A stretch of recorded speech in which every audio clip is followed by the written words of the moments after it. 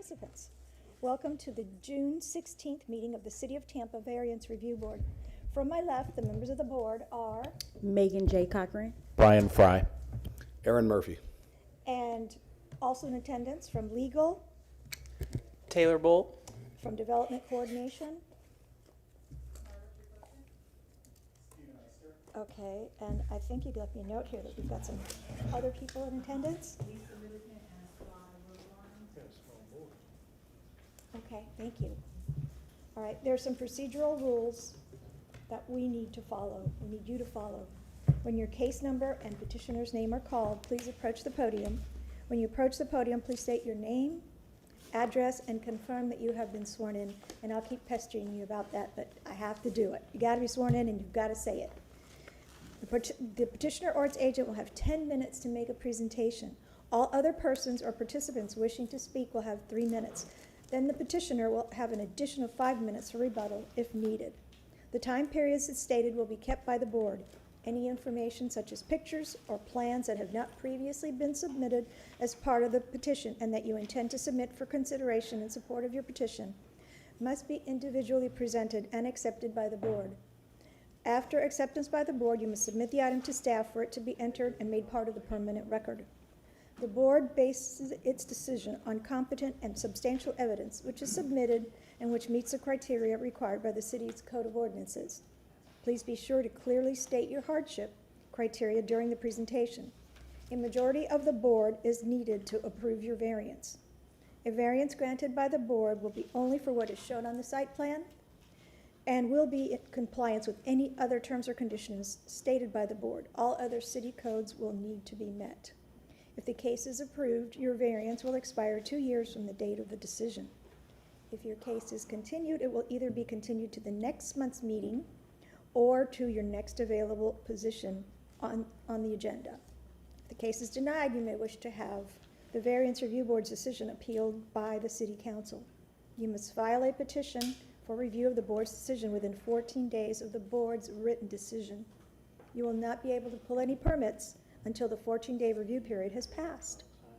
Your cooperation in ensuring that this meeting is run smoothly is greatly appreciated. Can we have a motion to approve the minutes from the May, what was that, 12th, 14th? I can't remember.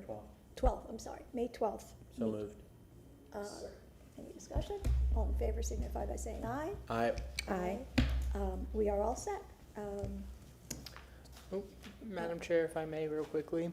In reviewing tonight's agenda, did any of the board members have any ex parte communications? Nope. No. Thank you. Let the record reflect everybody has answered in the negative. And secondly, in reviewing tonight's agenda, do the board members have any conflicts of interest? No. Sir. Thank you. Let the record reflect everybody has answered in the negative. Okay. Do you wish to swear in or? Would everyone please stand and raise your right hand? Do you swear or affirm to tell the truth, the whole truth, and nothing but the truth? Okay. First case, Mr. Eisner? Yes, good evening, Chair. Board. One housekeeping item before we get into this week's agenda. The case number 11, VRB-26-72, requested a continuance to the August 11th, 2026 hearing.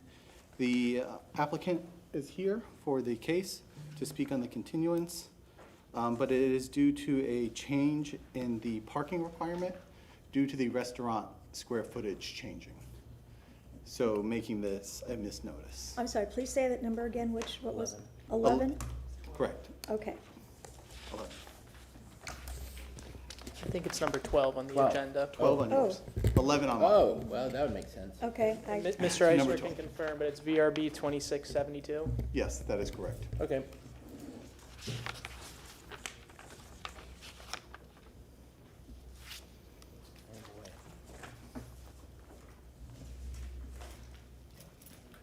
Thank you, Board. Ricky Pederica, 308 East 7th Avenue. I have been sworn. When the submitted site plan went to the private provider, they had an adjustment in life safety calculations that resulted in an increase in occupants that required us to make a larger request than we originally did. So we can't bifurcate the hearing into two, so we have to we have to request a continuance for all three requests to a later date so that we can true up the notice.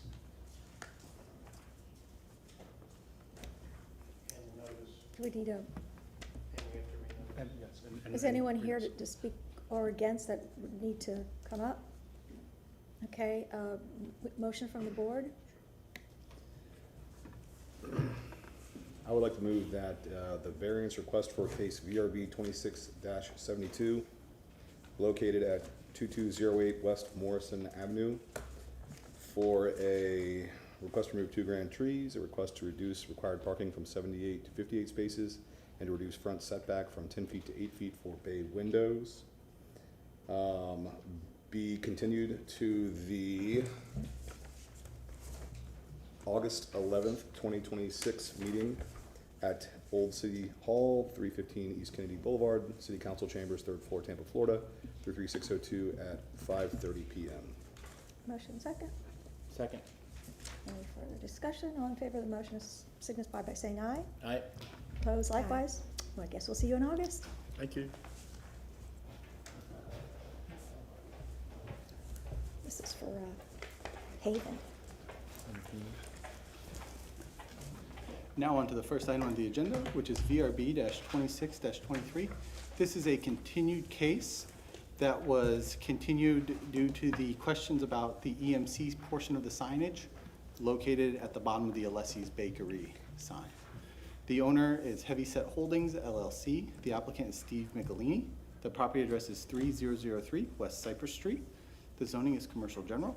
The request is to increase the freestanding signage from 15 square feet to 272 square feet, a request to increase the height from 6 feet to 24 feet, and increase EMC signage allowance from 24 square feet to 40 square feet. The section in reference is section 27240. Freestanding signs shall be a maximum of 15 square feet in area and 6 feet in height, and may be placed at the property line, subject to 27283.5 visibility at intersections.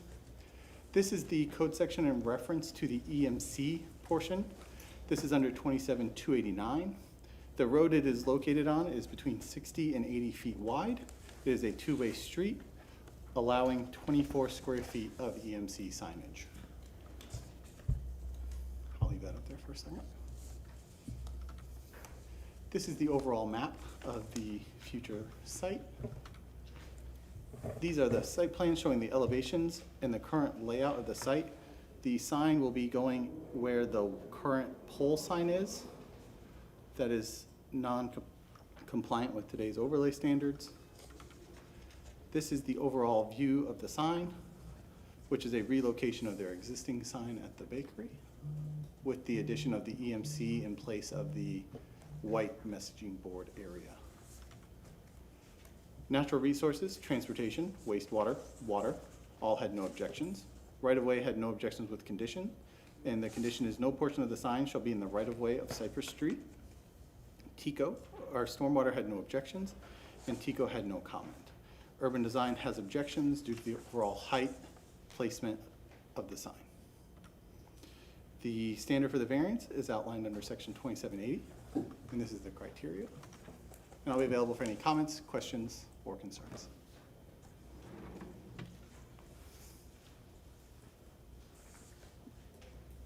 Step up to the plate, Mr. Michelini. Good evening, Board. Thank you for continuing the hearing so we could clarify exactly what the MT board was going to look like. I think, as you may recall from my previous presentation, yes, I've been sworn, Steve Michelini, representing Alessi Bakery, and the owner, which is Heavyset. Some, I don't know. I'll be happy to read it if you like, but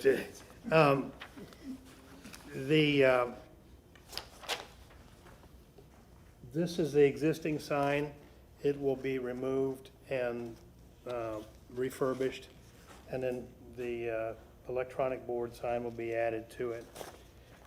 One of the things that, although the staff classified this as a two-lane highway, at the point where this new location is, it widens to 4 lanes. And it's quite a busy street. Could you move we that have- photo up just a little bit so we can see the, there you go, thank you. I'm going to show you, I have a better picture of where it widens.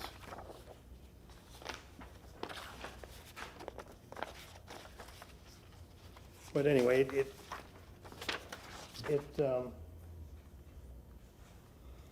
existing sign is down here, and then you can see right here where the new location is, it widens to 4 lanes on each side. And the sign as being proposed to the new location is actually further back than where the existing location is. And it also, there's a big tree here which obstructs sort of that. This is the plat map that shows you where Cypress widens. And then this is the overall diagram that again shows you that beginning here, it widens to 4 lanes. And the proposed location of the sign is here. So with the mobility's comment about nothing should be in the right-of-way, it will not be in the right-of-way. This is the existing pole sign that'll be replaced on the existing site. And this is the sign location from the old site. But they've been in business since 1916, 113 years, or 1912, I'm sorry. And our intent is to retain the historic nature of that sign and the institution of Alessi Bakery in its entirety. It was originally installed in 1966 on Howard Avenue. And then, I'm sorry, it moved to Cypress in 1966, and it was originally installed on Howard Avenue back in 1912. In reference to the hardship criteria for granting this variance, it is significant in that it is impractical since it's a 113-year-old establishment, and it recognizes the establishment of Alessi's being in West Tampa for that period of time. It would not interfere with the health, safety, and welfare of anyone else. As I pointed out, the roadway actually curves back away from the center line and creates 4 lanes and not 2 lanes instead of the 2 lanes that they have further down. It is in harmony with the general intent of recognizing significant historic structures and businesses, and it will continue in that vein. The only reason that electronic sign is there in the request is because it has to keep up with the current day messaging and things like that for signage in order to stay current with current technology. Substantial justice will be done in that it will recognize Alessi Bakery and a refurbished sign in a new location, which they plan to have as their home for the next perhaps 50 to 100 years. It doesn't interfere with anyone else. It doesn't injure the health, safety, and welfare of anyone else. It serves with the general intent of the code, and it will not create any hardship for any other property owner or individual. So, I mean, I'll be happy to go through and provide you with more photographs of what's being proposed. But this, we went through this earlier 2 months ago before we renoticed for the electronic sign, and we respectfully request your approval. I'll be happy to answer any questions. That concludes my presentation. Questions from the board? Mr. Michelini, what is the overall difference in the height of the sign, the new sign, compared to the old one? I believe it's the same height. I don't have the height of the old sign, but I don't believe it had increased the height. I don't have a diagram showing. I have a photograph, but I don't have a dimension showing the original height.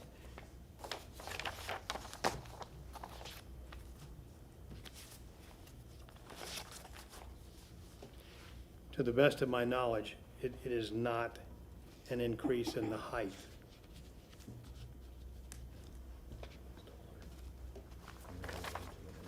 You do have a photograph in your packet that Yeah, shows, yeah, you do, with dimensions on it. That's the new one. That's the 24-foot. Yeah, the old one. Yeah, But the old one- I have this detail, which Yep, is, that's it.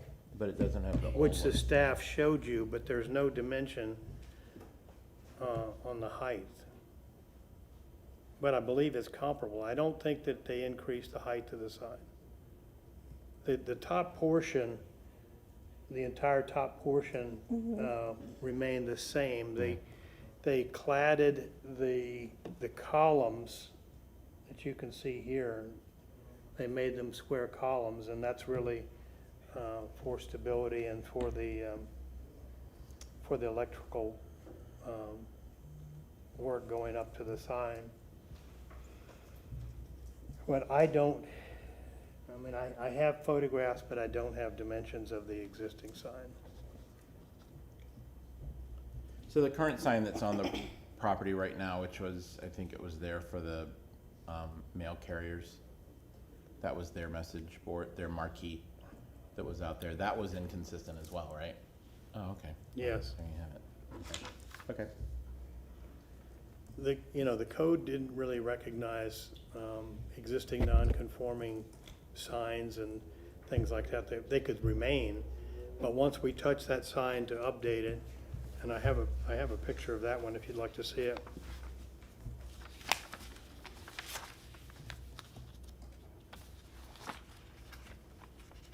Are you thinking that it shouldn't be any higher than the current No, one? no, no, I guess what I'm saying is that the sign that's there now, not this one, but Right. the one that's there now is also Yeah, the letter non-compliant, carriers. and that thing's been there forever. Yes. So this one is non-compliant, Now, it's been there forever, That's So the it's just like- existing sign at the existing location Yeah. down the street. which doesn't fit with the urban design either.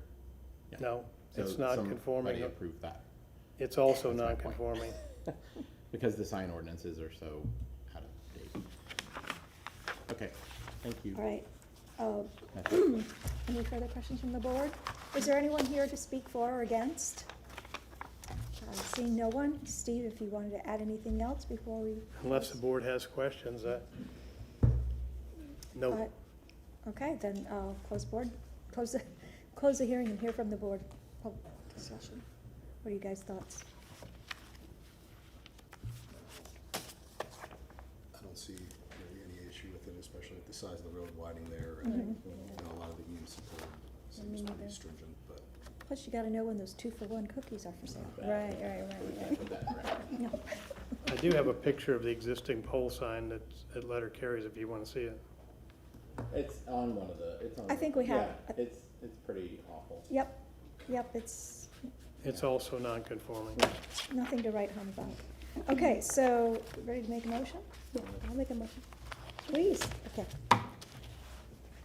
So I move this variance request for VRB -26-23 for property located at 3003 West Cypress Street to be depicted as, located as, to be depicted as on the site plan presented at the public hearing for a request to increase freestanding signage from 15 square feet to 2272 square feet total, and to request the increase in height from 6 feet to 24 feet based upon applicant presenting competent and substantial evidence in the record, and at this public hearing for unnecessary hardship or practical difficulties when considering the 5 hardship criteria set forth in section 27-8 of the city code.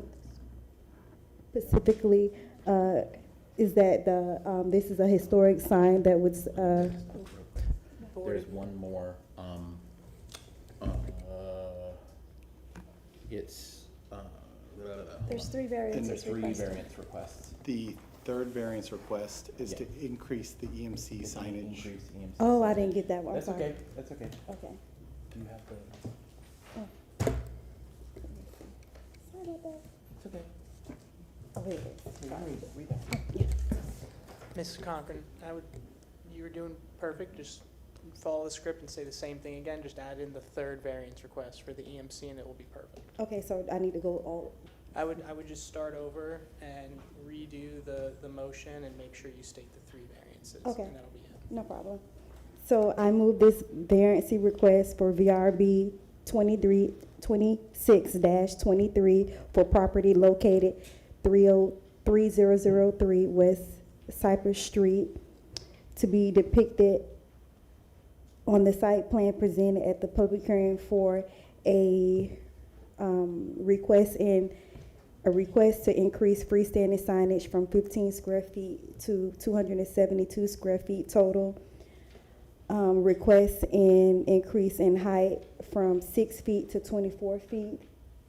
Increase EMC signage allowance for 24 square feet to 40 square feet.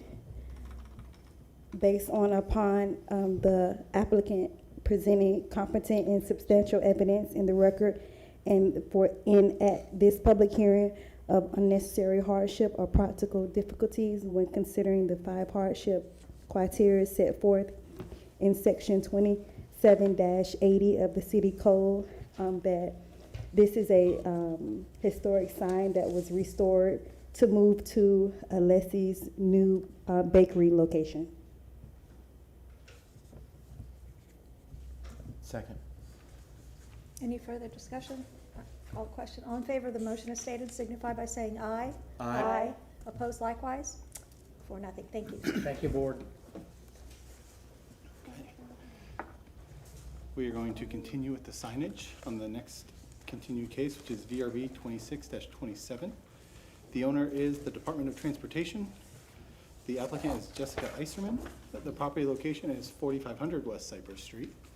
The zoning is office professional, OP1. The request is to increase the maximum freestanding sign face from 50 square feet per sign face to 151 square feet, and an increase of 101 square feet per sign face. A request to increase the maximum freestanding height from 20 feet to 26 feet, which is an increase of 6 feet.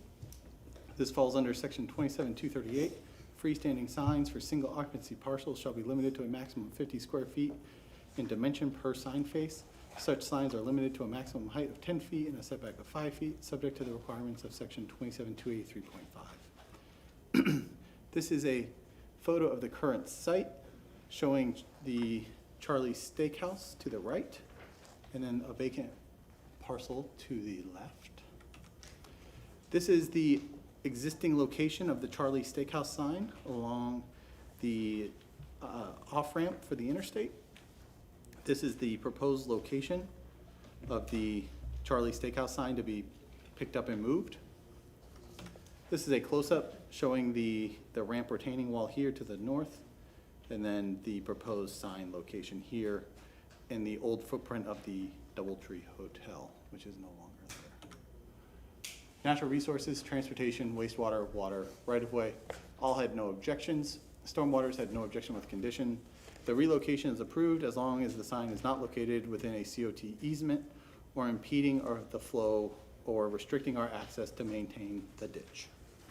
Urban design has objections, and there's an attached urban design memo. This is the criteria under 2780 for the Variance Review Board. Now I'm available for any comments, questions, or concerns.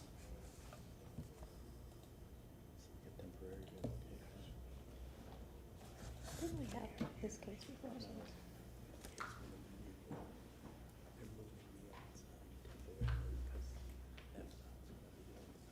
Okay.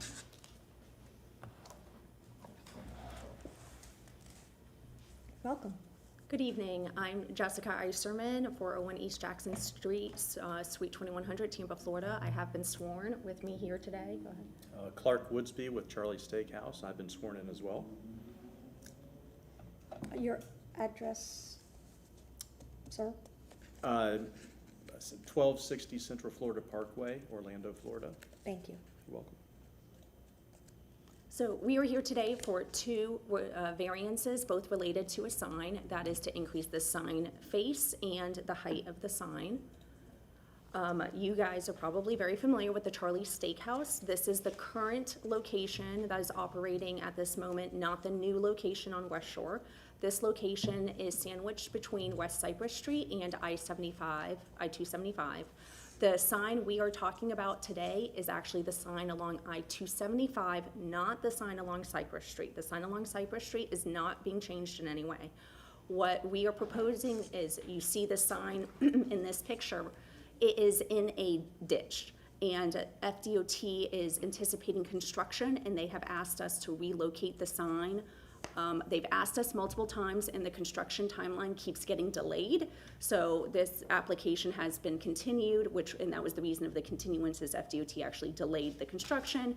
So now we're less than 2 years away from relocating to the new location. So we believe that if FDOT comes back and needs this sign relocated, which we expect to occur within the next year or so, we can relocate it. But we actually do not anticipate relocating the sign unless and until FDOT comes and says we have to move it. This is FDOT property. Many years ago, FDOT took this property and they took the DoubleTree Hotel behind it.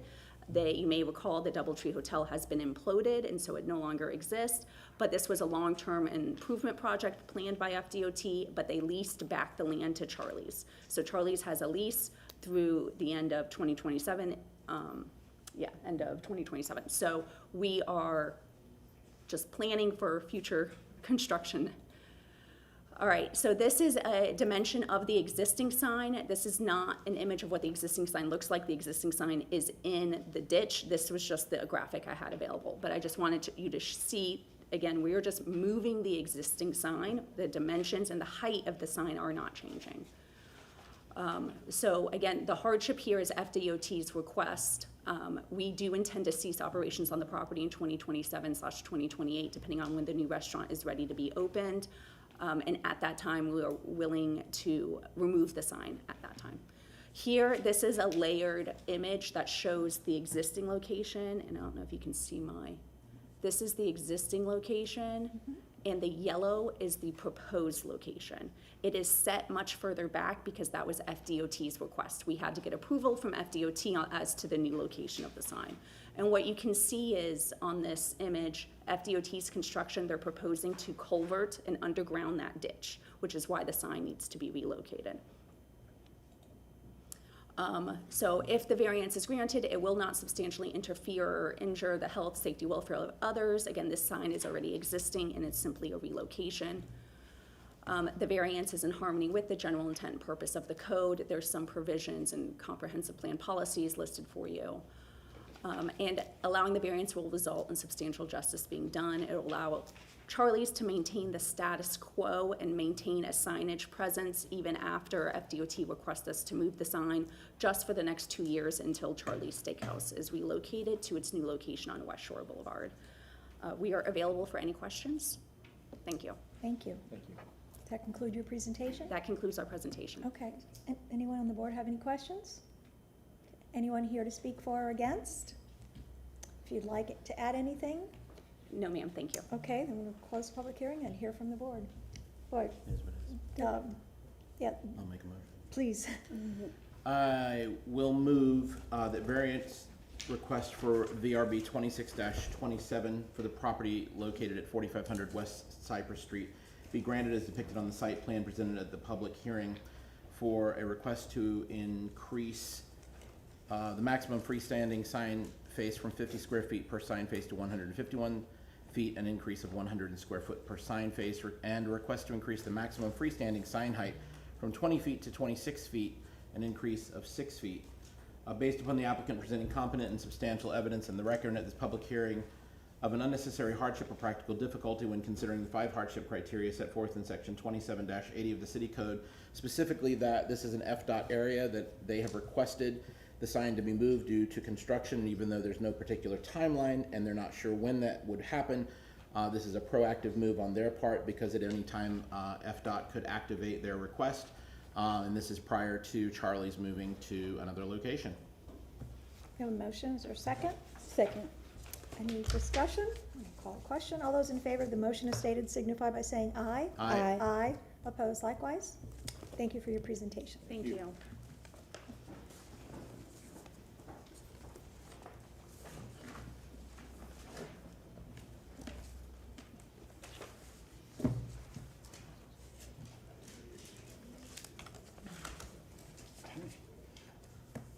Moving along to the next item on the agenda, VRB 25 -72. The owner is Tina Rodriguez and Paul Horst. The property address is 4014 West Santiago Street. The zoning is residential single family, RS 60. The request is to reduce the rear yard setback from 20 feet to 10 feet. The section in reference is section 27-156, table 4-2, schedule of area height, bulk, and placement regulations of RS 60. District setbacks are 25 feet in the front, 20 feet in the rear, and 7 feet on the sides. This is a current view of the house. This is loading quite oddly. There's a proposed rear porch off of here. The lines did not show up on the monitor, but they're on the site plan here on the PowerPoint. This is a close-up showing the distance of 10 feet from the column edge to the property line. Because it has a solid roof, it has to meet principal structure setbacks. If this was a screen enclosure or something along those lines, it would have the traditional 5-foot setback. Natural Resources had no objections with conditions. Transportation, wastewater, water, all had no objections. Right-of-way had no objections with conditions. There is a 2-foot wide easement reserved parallel to the rear and side property lot lines per the plat language. Stormwater had no objections, and TECO had no objections with conditions, and to see their attached memo. This is the criteria under 2780 for the Variance Review Board for the hardship. Now available for any comments, questions, or concerns. Thank you.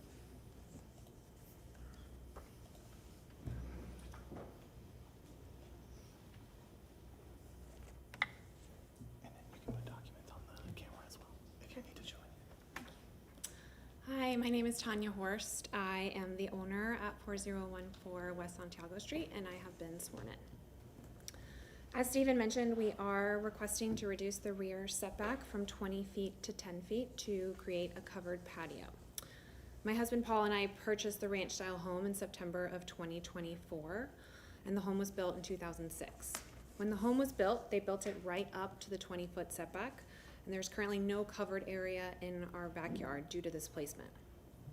Our property has a relatively small backyard with no existing shade. There are surrounding trees, but none that directly cover that specific back area. We're not looking to enclose this area, but we may possibly add retractable patio screens in the future. And to give you a better image, I do have the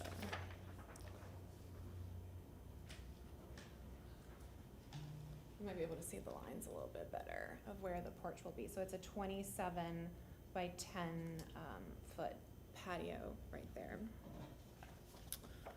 This is what the space currently looks like.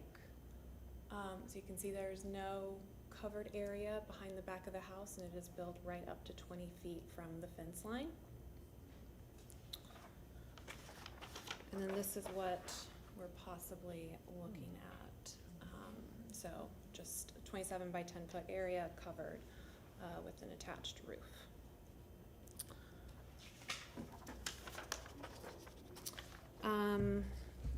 As shown in the image, we're committed to building a structure in a manner that is aesthetically pleasing and consistent with our surrounding properties. The covered area would not only support the health and well-being of our family, but it would enhance the usability of our outdoor space in a way that does not negatively impact our neighbors. And then just for reference, a similar variance request was approved 2 houses down from our property for 4008 West Santiago Street back in November of 2023. Thank you for your consideration. Okay. Does that conclude your presentation? Yes. Any questions from the board? As far as the not to enclose, I know you're talking about putting the retractable screens. I want to make sure you're fine with us conditioning that it will never be an enclosed air-conditioned space. Yes, of course. Very good, thank you. Any other questions? No. Okay. Is there anyone here to speak for or against? Would you like to add anything in rebuttal? Yep. Okay, then we'll close the public hearing and hear from the board.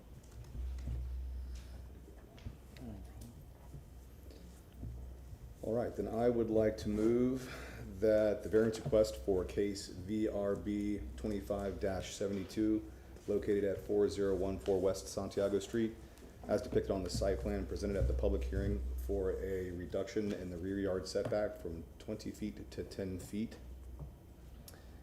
with encroachments for eaves, gutters, with the following conditions: that the future patio and covered patio may be screened but never enclosed and air conditioned. That said variance, as conditioned, be granted based upon the applicant presenting competent and substantial evidence in this record and at this public hearing of an unnecessary hardship or practical difficulty when considering the 5 hardship criteria set forth in section 27-80 of the city code, specifically that the home, when built, was built on the setback line, which is at 20 feet, that it will not be enclosed or conditioned, and that there are no health or safety issues. Second. Any further discussion? We'll call a question. All those in favor of the motion as stated signify by saying aye. Aye. Aye. Opposed likewise? Okay. Thank you for your presentation. Ms. Thank Pass. you.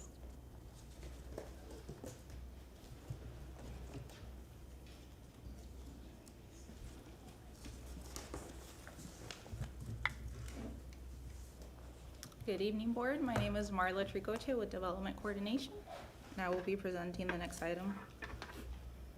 So the next item on the agenda is VRB 2611. The owner is Eric Garcia. The applicant is La Mesa Remodeling. The property address is 1602 West Knollwood Street. The zoning is residential single family, RS 50. The request is to reduce the required setbacks for the proposed accessory structure, the gym and storage, from the required 3 feet side setback to 2.9 feet, and the 3 feet required rear setback to 2.5 feet. Also, a request to reduce the required separation distance from the proposed gym and storage structure and the principal structure from 5 feet to 3.8 feet. The applicable code section is section 27290, table 4-2, schedule of area, height, bulk, and placement regulations. Accessory structure setbacks are 60 feet from the front property line, 3 feet from the rear, and 3 feet from the sides. And previous actions are SPR 25-000-3190, after the fact permit, and CMP 24-00-11955, work without permits. This is the map. Outlined in red is the property. And this is the site plan. The proposed gym and storage in the rear. And this is a close-up of that proposed structure.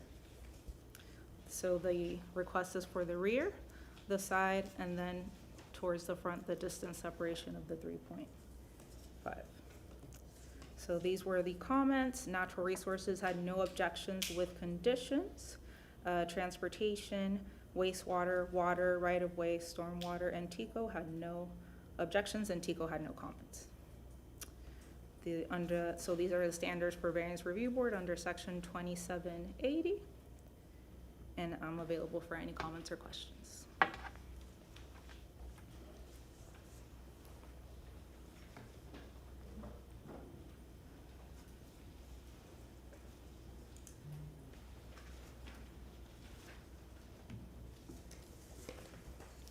Good evening.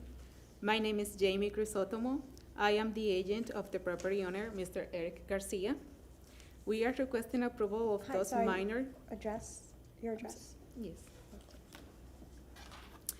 1602 West Knollwood Street in Tampa, Florida. That's your address? Yes. Okay, and have you been sworn in?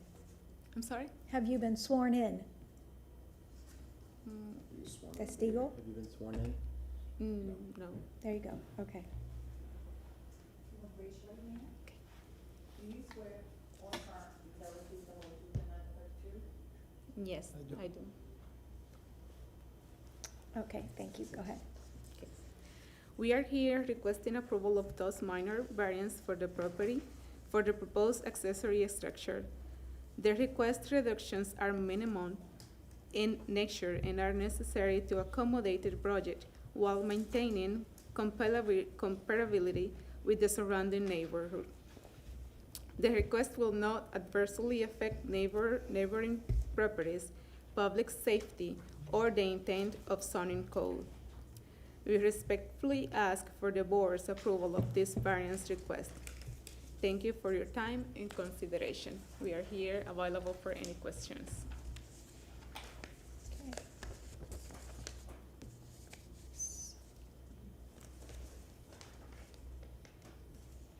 Questions from the board? I'm sorry. Sure. This structure has not been built yet? Yes, it's an after-the-fact permit. It's an So it after does that, so it exist. exists Yes, it already. is already there. Okay.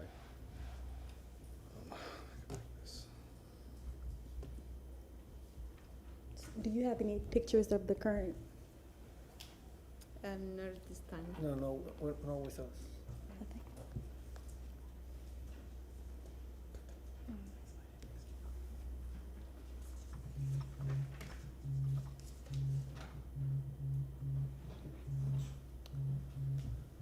This may be a question for staff, but the reduction in the eve-to-eve separation, I don't know if I saw it in here, but are there any fireproofing requirements, standards that are gonna have to be enhanced on the building?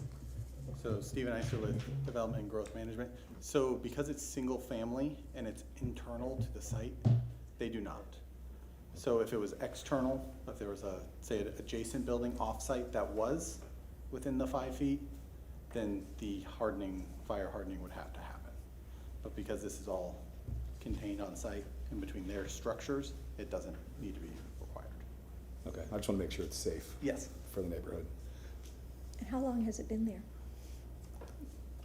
¿Cuánto tiempo tiene construido? Around 2 years.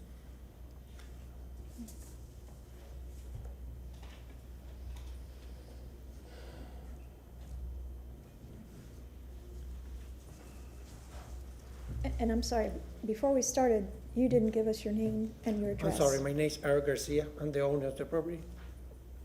Your address? Address? 1602 West Norwood. Thank you. Thank you. You're welcome. Okay. Any further questions from the board? 9325. Around the building itself, is there any fencing or anything that would, Yeah, it's the fence around. okay.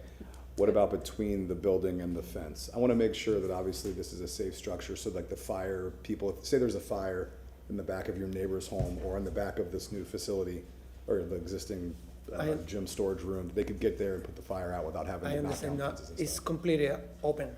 Open. It's nothing between. There was the shed before and just taken down and build a new one in the same place where it was. Was the metal shed and rusty and almost taken down and build a new one. And that's the reason How many square feet is the building? it's around 500 square feet. Around 500 square feet. Mr. Garcia, I just want you to be aware too, I mean, obviously this is an after-the-fact permit, that a hardship is not created simply because you were not aware of the requirements. You listed that as number 2. Unfortunately, I was unaware of the applicable regulations and relied on existing developments. You know that's not a hardship, correct? I got it. Okay, thank you. I'd be open for any decision you take. Was there a concrete pad where you had the metal building that you built on? Or did you put a new pad in, concrete underneath this? What does this sit on? No, they have it concrete already, the concrete slab before, and I just build a new one, take it down, the old one, and build a new one. Okay. So there was something He said it was a exist- metal. Exactly. There was a metal shed, A metal it's- shed, the it's big, in and you don't have any pictures of it? It's in their, yep, staff definitely report. yes, but I don't know if you let me use the phone. Not a picture of it. There's no photos. There's no photos of the shed. I'm sorry, it's my first time here. I It's don't okay. know how- That's okay. I don't know how's the process.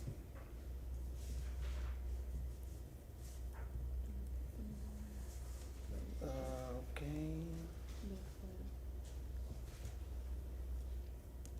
Can we place the phone? Yeah. On the projector? Yes, please.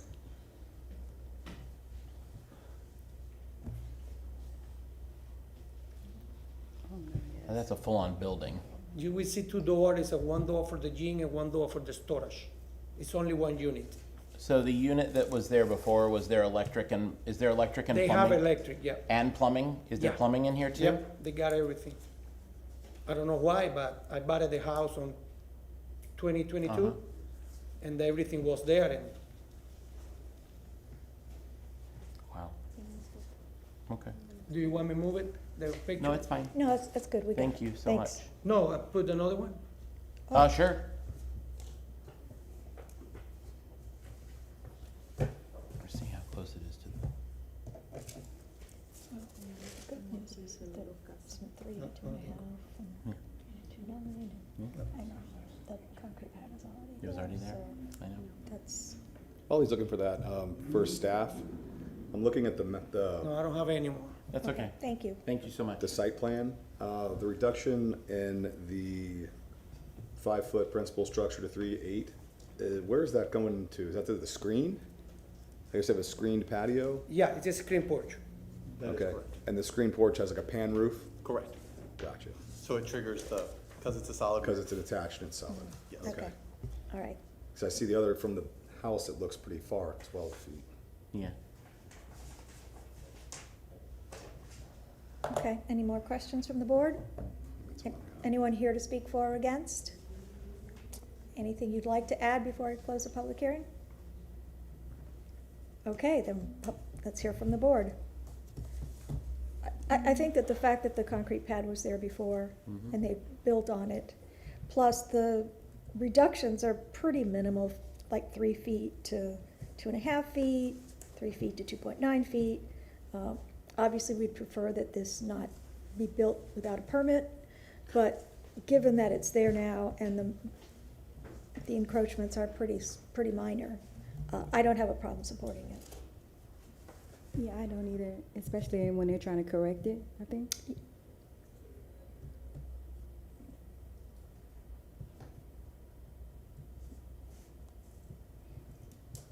I'm Anybody else? no, I'm fine. If this would have come before us prior to the construction and vesting of an existing structure from Mm-hmm. how the house was probably from the 50s or 60s, it probably wouldn't have given us as much heartburn, because then I would have known what was there. Mm-hmm. The fact that it's a building that is now there that has electric and plumbing, and it's an ADU essentially. It's just, Mhm. Yeah.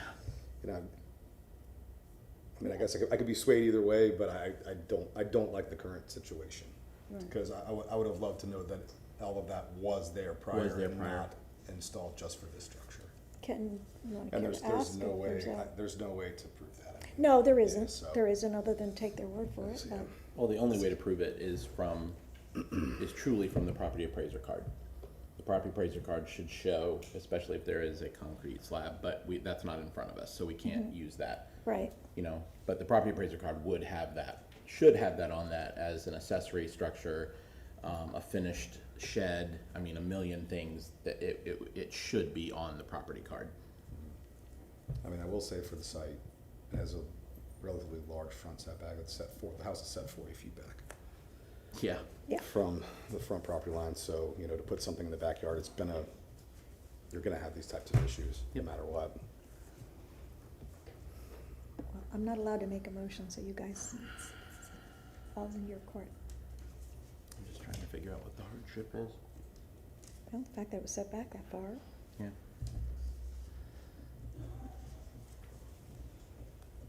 And they said something about a porch, that's the setback is taken to,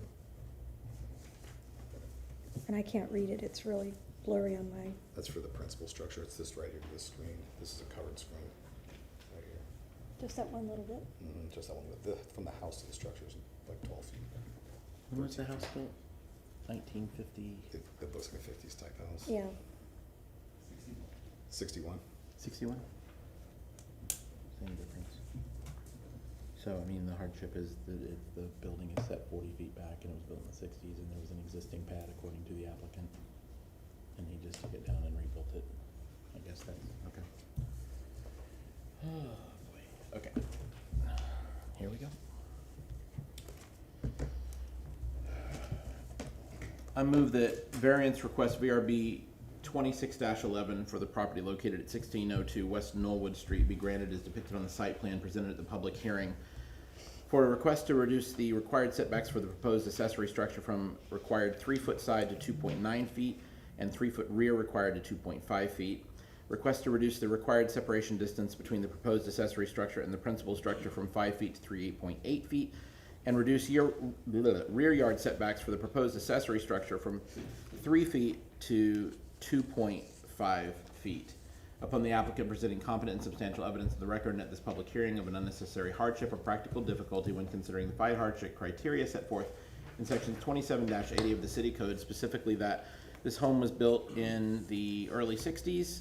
It does sit back 40 foot from the street.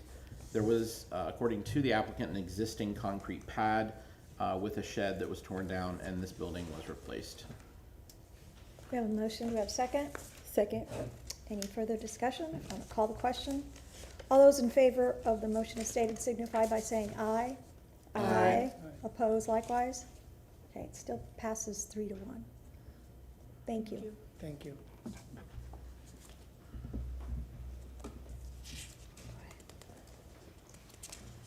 Next.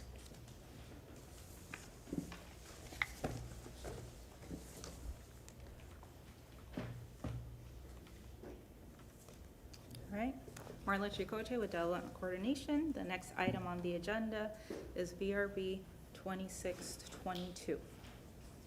The owner is Ziwanasa Akanda and Nasif Akanda. Property address is 1806 East Anona Avenue. The zoning is residential single family, RS 50. The request is to reduce the side setback from 7 feet to 3.5 feet. The applicable code section is 27-156, Table 4-2, Schedule of Area Height, Bulk, and Placement Regulations. The RS 50 district setbacks are 20 feet from the front property line, 20 feet from the rear, and 7 feet from the sides. Previous actions is BLD 24-050-4915. This is the map, and outlined in red is the subject property. Here is the site plan, and the request is for a reduction for this addition here in the rear. Here's a close-up for the area for the request for the reduction. The development review comments, natural resources had no objections with conditions. Transportation, wastewater, and water, no objections. Right-of-way, no objections with conditions, and stormwater, no objections. And here are the standards for the variance review board under section 2780. I'm available for any questions or concerns. Thank you.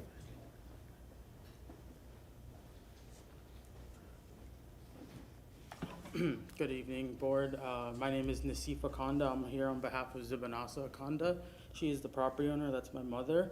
The address is 1806 East Anona Avenue, and I have been sworn in. Thank you.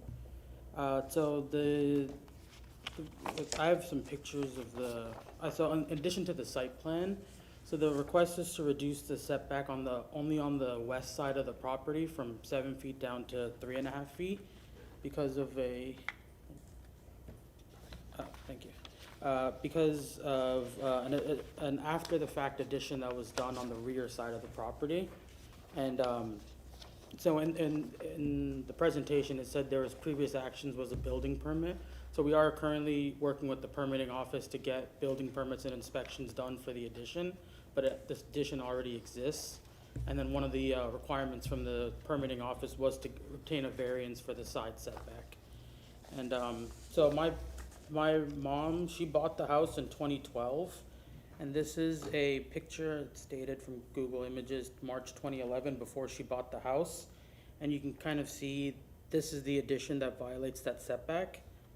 And it's easier to see in the second photo that's more current. This was November 2025. So we didn't actually extend more towards the property line. We just kind of kept the previous addition that was added by the previous owner, who did it without permits, and we just kept that, the building structure like that when we did the rear addition to the property. then I don't believe this, will cause any, like problems to any of the neighbors or anyone else in the neighborhood.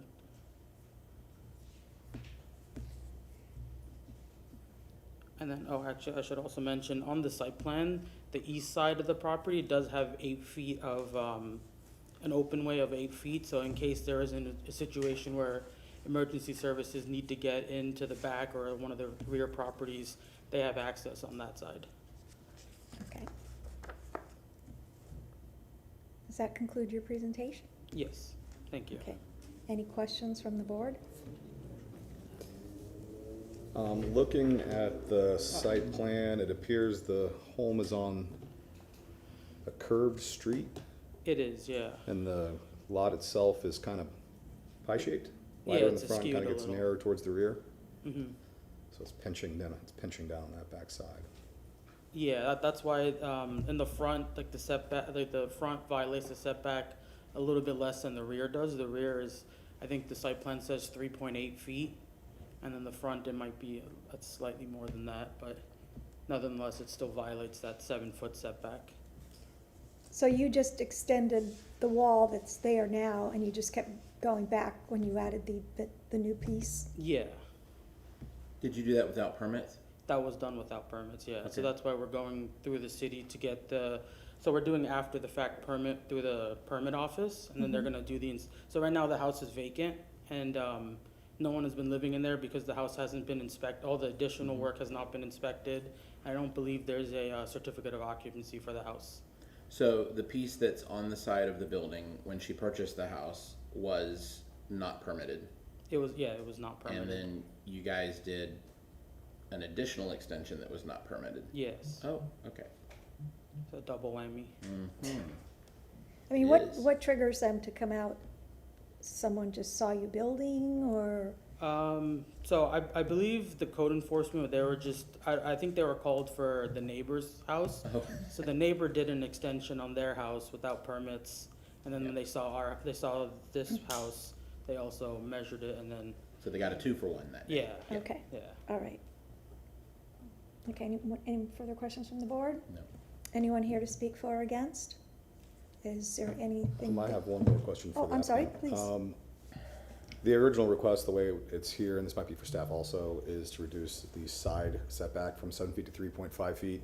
I think it would be pertinent to clarify that it is the west side setback and not both sides. Yeah, that's true. Yes, that is up. All right, so the applicant, I'm assuming you're fine with us clarifying that, if, should we make a motion? Yeah, that's perfectly fine. Very good. Mm-hmm. Sorry, Nikki. Okay, no, that's all right. So, no one here to speak for or against? You have anything to add? Close the No. public hearing, and we can hear from the board. And this is another one of those where the house is set way back, and extending that one section, the addition, would make perfect sense to anyone. Unfortunately, it was done without a permit, but since you're going through the inspections, and please understand that it's only for the site plan that you're sharing here. You can't take that, 3.5 feet all the way back to the property line. It's just for what we've shown here. Yes. Okay, all right. Any other comments? Just that even if it was brought before us, there's no way to change it, the way that the lot is shaped. Yeah. That it tapers in the rear, it's gonna encroach. Agreed. So, would you like to make a motion?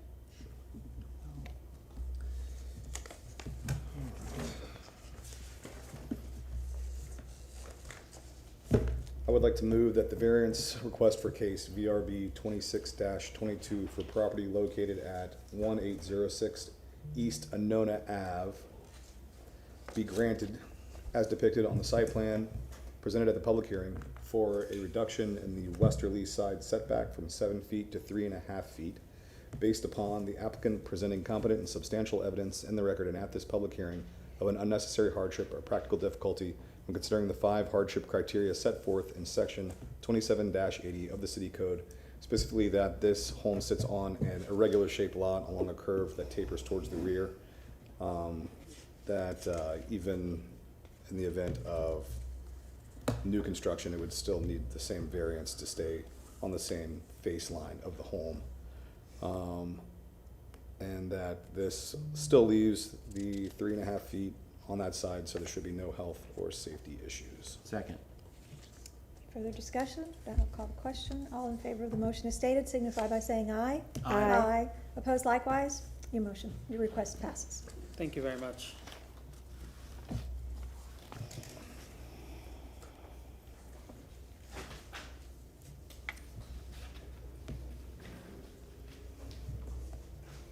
Good evening, Board. The next item on the agenda is VRB 26-52. The owner is Batty Ventures LLC. The applicant is Utopia Pools LLC. The property address is 5108 West Platt Street. The zoning is residential single-family RS75. The request is to reduce the rear yard setback from 20 feet to 5 feet due to the elevated pool deck height. The code section of reference is 27156. Table 4-2, Schedule of Area, Height, and Bulk Placement Regulations for RS75 District setbacks are 25 feet from the front, 25 feet from the rear, and 7 feet from the sides. The previous actions on the site are BLD-25-051739, Revision 1 for new construction of the home, and then BLD-26-021434 for the pool permit. This is the lot in question, showing the previous house and previous pool. This is the new layout of the house with the new proposed pool. The setback is due to the pool being elevated over 12 inches in height, triggering principal structure setbacks. The pool is currently proposed at 5.6 on the left side and 5.3 on the right side, with a spa and steps. Natural Resources had no objections with the no construction shall occur within the protective radius of the grand tree. This VRB applies to the pool setbacks only and does not grant the ability to run underground power or any other things through the tree protection zone. Transportation, wastewater, right-of-way all had no objections.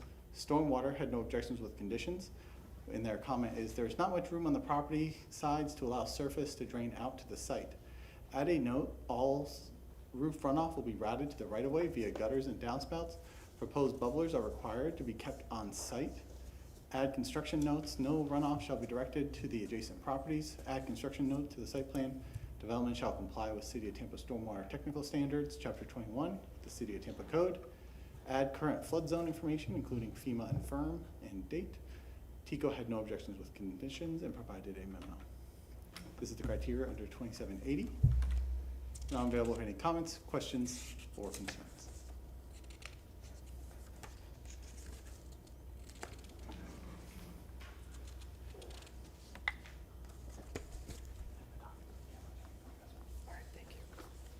Good evening, Board. My name is Derek Gray, 1801 Wood Thrush. I have been sworn in.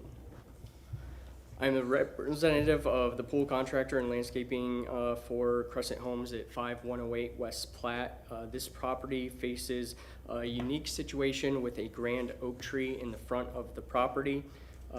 They had to push the house further back due to the lot restrictions to maintain the oak, so they did not have to remove it.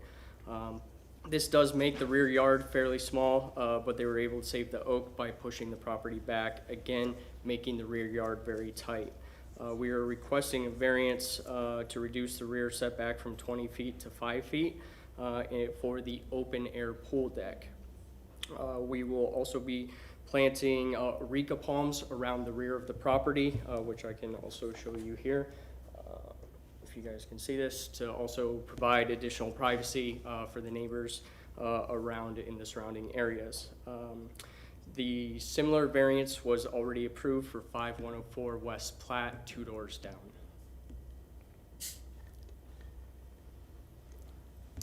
Does that conclude your presentation? It does, yes. Okay, any questions from the board? Looking at the design plans, I did not notice any of the, all of the runoff from a piece of property has to be mitigated by the property owner. I know that the county had talks of bubblers and systems of moving downspouts, the water from the rear of the yard to the front of the house. Correct. You know, that's gonna be a requirement before this gets built, absolutely. Obviously, you have some opposition from your neighbors who are talking about flooding that's already existing in this neighborhood. Do you guys have a set of plans that has your design to move that water from the front of, or the rear of the property to the front? So there will be downspout adapters that connect to drainage, to bubblers to the front of the property. And the deco drain will connect into the drainage system. Do you have any other drainage plan for just rear yard accumulation to be moved for the front, like a French drain of some sort? I apologize. We've been provided photos from a neighbor that shows accumulation of water in the backyards. So odds are you probably will have the same thing. Are you guys planning on putting in some sort of drainage system from the rear to move the groundwater to the front? Not There- just the stuff coming off the roof? Correct, there will be a drainage plan in place to mitigate the water from the rear to the front. One of the things that we've had come up with a lot recently is people coming in after they've put in a pool and then requesting another variance because they want to screen it. And so, and we're stuck with, you know, the pool's already there, we can't put it anywhere else, et cetera, et cetera. So you're not showing any screening here, you're not showing an enclosure of the pool. Correct. You realize that if we grant this variance, you're not gonna have room without another variance to do screening. Correct. The elevated pool, is that a function of FEMA and needing to be outside of a floodplain? It is, due to the fact that it was flooded out in 2024 from the hurricanes. We're elevating the pool deck from 1 foot to 3 feet. Similar to 5104 West Platte that was approved previously. And has this home been built yet? It is in the process. So home is currently being built, gotcha. And the original design plan did not include a pool? I apologize. The original design plan did not include a pool, obviously. That is correct. All right. So Stephen, when this is the drainage situation that we're talking about, that has to be included in and agreed to by the various departments, correct? And inspected and all of that to make sure that the builder complies with those requests? That is correct. So what you are looking at tonight is just the setback reduction. Okay. It does not waive Any any of the other other things. requirements. It does not waive drainage, it does not impact any other requirements that will still be required at the time of permitting. Okay. Okay, and then what about any conditions on a variance about the screening? And I don't want to keep them from screening their pool in the future, but they're already down to 5 feet because it's raised, so there wouldn't be room for the screening unless they came back and had another variance. That still meets the screening setback. Is it due to its elevated nature, does that change the setback for a pool screen? So what will happen is with the pool deck being elevated, they will still have the room to do the screen compared to when they reduce the rear setback to the water's edge. This is reduced to the pool deck edge. Deck edge. So the pool deck edge is at 5 feet. And then the setback, standard setback for a screen enclosure is 5. And then it does increase as the height of the screen enclosure increases, but that will be something they will have to design, either a higher slope screen roof or bring the slope back to a flat screen roof. Because usually they put the pool right on the. Right Right up. on the 5 mark. Well, I guess they could still put the screen on the deck. Correct. Okay, all right, thank you. Okay, all right, so I've kind of lost place here. Do we have anyone to speak for or against? Seeing some, please come forward.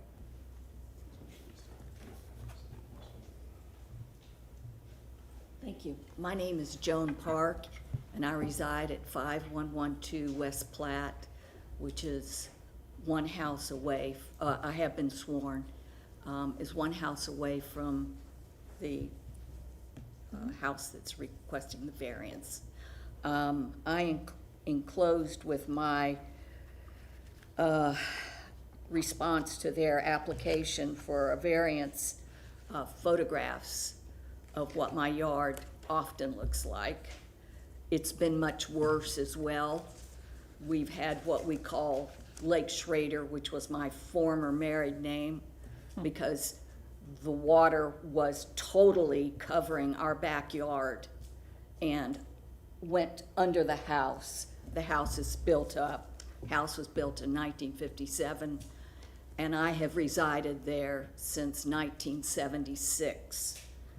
There was no problem with the drainage in our backyards until my neighbor to the west elevated his pool and put it in. And it just sort of stopped everything in my yard and in my backyard. And we have lost the ability to enjoy the backyard when the drainage is so poor. If these gentlemen who are building these Crescent Builders homes, because this is the third one on a block or a street that's only one block long, we haven't had any rain to see how that's going to go, because 3 houses on one block that's only 7 houses long, with no ability for the rain to be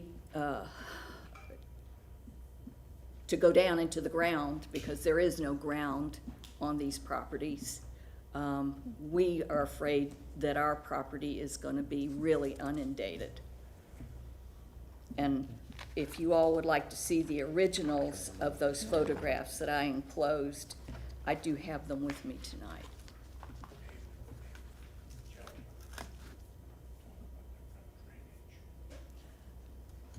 I don't know if this is anything that you all have anything to say about, but there is a possibility, there is trouble with the drainage in the front yards as well. Years ago, the city required that property owners put in piping because there was a ditch that went all the way down the street from the first house all the way to the end. It was also on the north side of Platt.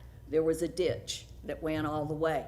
Many property owners decided they didn't want their lawnmower to have to go up and down that ditch, and they just came in and filled their properties in without the proper piping that should have gone. So we're concerned about the drainage in the front yard too.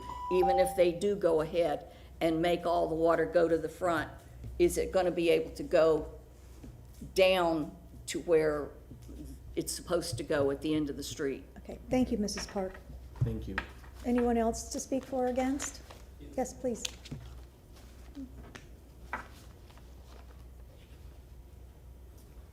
My name is Colton Peterson. I live at 5106 West Platt Street, in between, right on the side of 5108 and 5104, which was also recently constructed, and I have been sworn in. Thank you. My nightmare situation is basically exactly as Mrs. Park described. On one side of my house, this board already granted a variance for 5104. They have a raised pool. They stare directly into my yard when they're out in their pool. Eureka palms were planted, but you can see right through them. I've got young kids in the backyard. On Mr. Beatty's website, this is what he has the back of their house looking like. This has been on the website. I don't know exactly when this put up, but this has been on his website for months, and I think it's for months and months. This has not even been granted yet. You can see my concerns. This is 5 foot off my yard. This is my lot over here. I will have people staring out right in my yard, but the primary concern is flooding, and I'd like to add some pictures on the flooding. This is a picture of their lot taken last June.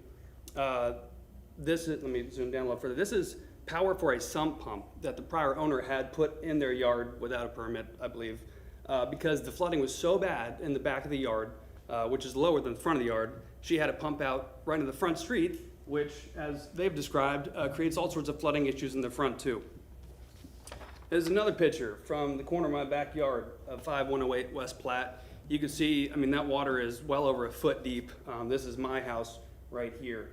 So I have enormous concerns about what happens when you add hundreds of foot of elevated impermeable deck and then only have a 5 foot setback to absorb it.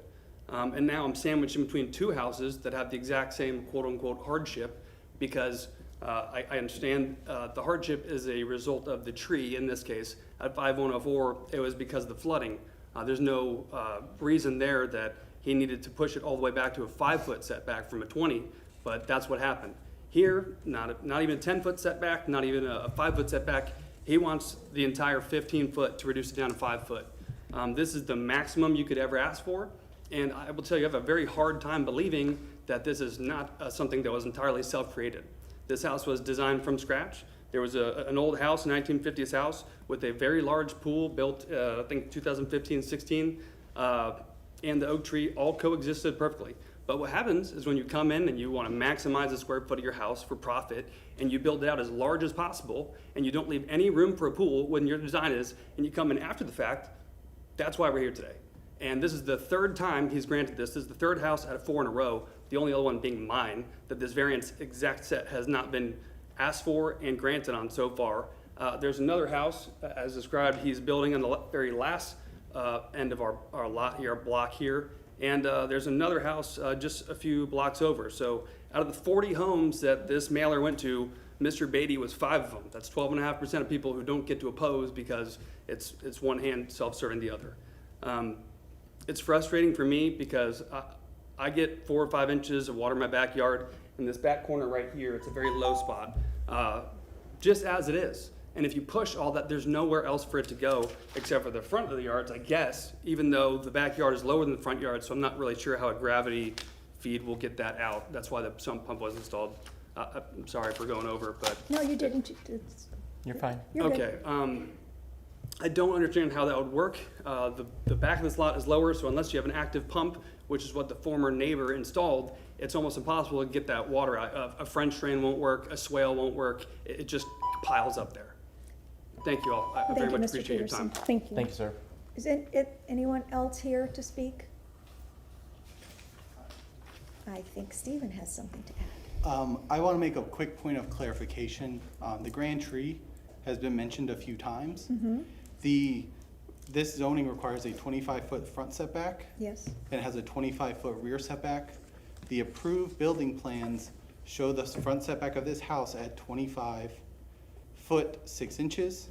They were approved alternative construction methods on the side of the tree to do an elevated footer, and the rear yard is 21 feet. So I just wanted to clarify those measurements because I know we've been hearing adjustments have been made for the tree, but the underlining zoning district setbacks have not been altered for the tree itself. Okay, so they've obviously submitted for a permit. That is correct. And the tree was shown on the documents, and there was no special variance required to keep it. Is that what you're saying? That is correct.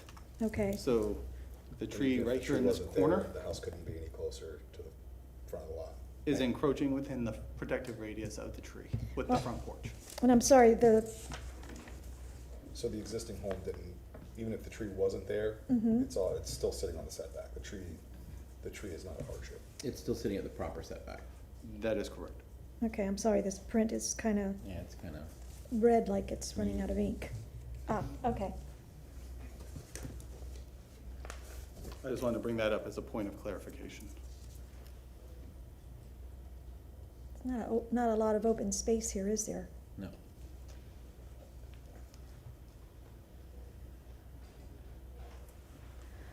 Okay.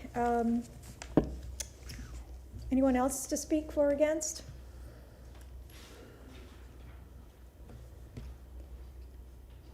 Hi, my name is Carolyn Bennett. I've not been sworn. I signed a thing saying I've been sworn, but I don't know if you have to do it verbally too or not. Do you swear or affirm to tell the truth, the whole truth, and nothing but the truth? I do. Thank you. I'm sorry, please state your name again. Carol Ann Bennett. I was here for. And address? Oh, I'm sorry. 4116 West Santiago Street, Tampa, Florida. I was here for when Susan Velez Johnson Velez, spoke about Florida state law, which has been very established for many, many decades about variances. and the whole thing about a hardship. And she was very clear on several points. Basically, that no one guarantees someone a garage, no one guarantees someone a pool, that if you have to have a garage to be happy, if you have to have a pool to be happy, then you need to buy a piece of property where it already exists or one where you can build it. Buying a piece of property where you have to have a variance to have these things is a self-created hardship. And therefore, I think this does not rise to the level of a true hardship. It's a self-created hardship. Thank you. Thank you, Ms. Bennett. Okay. Anyone else? And you have some time for rebuttal.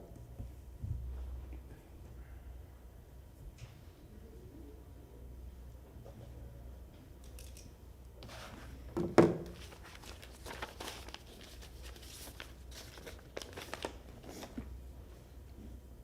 don't know if you can see on the main screen here on the right side of the property, there's fairly amount of green space that is fairly open down the right side. There will be swales that are going towards the front of the street. There's also a swale that will be produced on the left side of the street, and the builder will be putting in drainage mitigation into the ground, which is basically a drain rock retention with to allow additional water to soak up into the ground itself.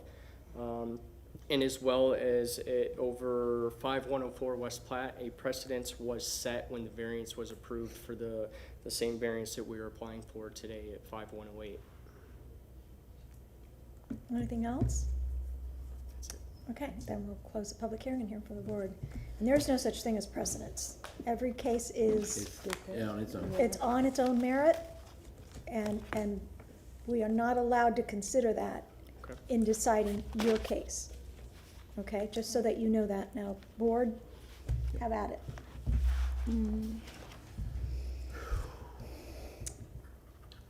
I don't, I guess I'm leaning in the situation that the original permit to build this home did not include a pool, and now it does. And now they want to build one. And the site was always the site. You knew how much space you had to work with. If you wanted a pool, then the time to have done that, I mean, it's a brand new home, would have been to show that on the site plan and not just assume that the variance was gonna be granted, because you saw it on someone else's yard. And I'm not allowed to make any motions, but I'm willing to entertain one. I mean, they could still come back with an additional design, put the pool over on the side of the home. I know that's not what they want, or it doesn't match up to the rear doors, but they have plenty of space over there on the side to put a small pool. And not have to mess with any of the setbacks, so. I agree with you. In that case, I will make a motion. I'll move the variance request for a case VRB 26-52 for the property located at 5108 West Platte Street for reduction of rear yard setback from 20 feet to 5 feet for elevated pool. Be denied due to the failure of the petitioner to meet its burden of proof to provide competent and substantial evidence in the record and at this public hearing of an unnecessary hardship or practical difficulty in considering the 5 hardship criteria as set forth in section 27-8 of the city code. Specifically that there is no hardship on this piece of property. The house is already sitting at its maximum front setback. It was designed without a pool, and there's just no reason to reduce the setback and increase flooding risk for everyone to add a pool to this specific property. We have a motion, second. Any further discussion? Okay, all those in favor of the motion as stated signify by saying aye. Aye. Aye. Opposed likewise? Okay, I'm sorry, your motion is denied.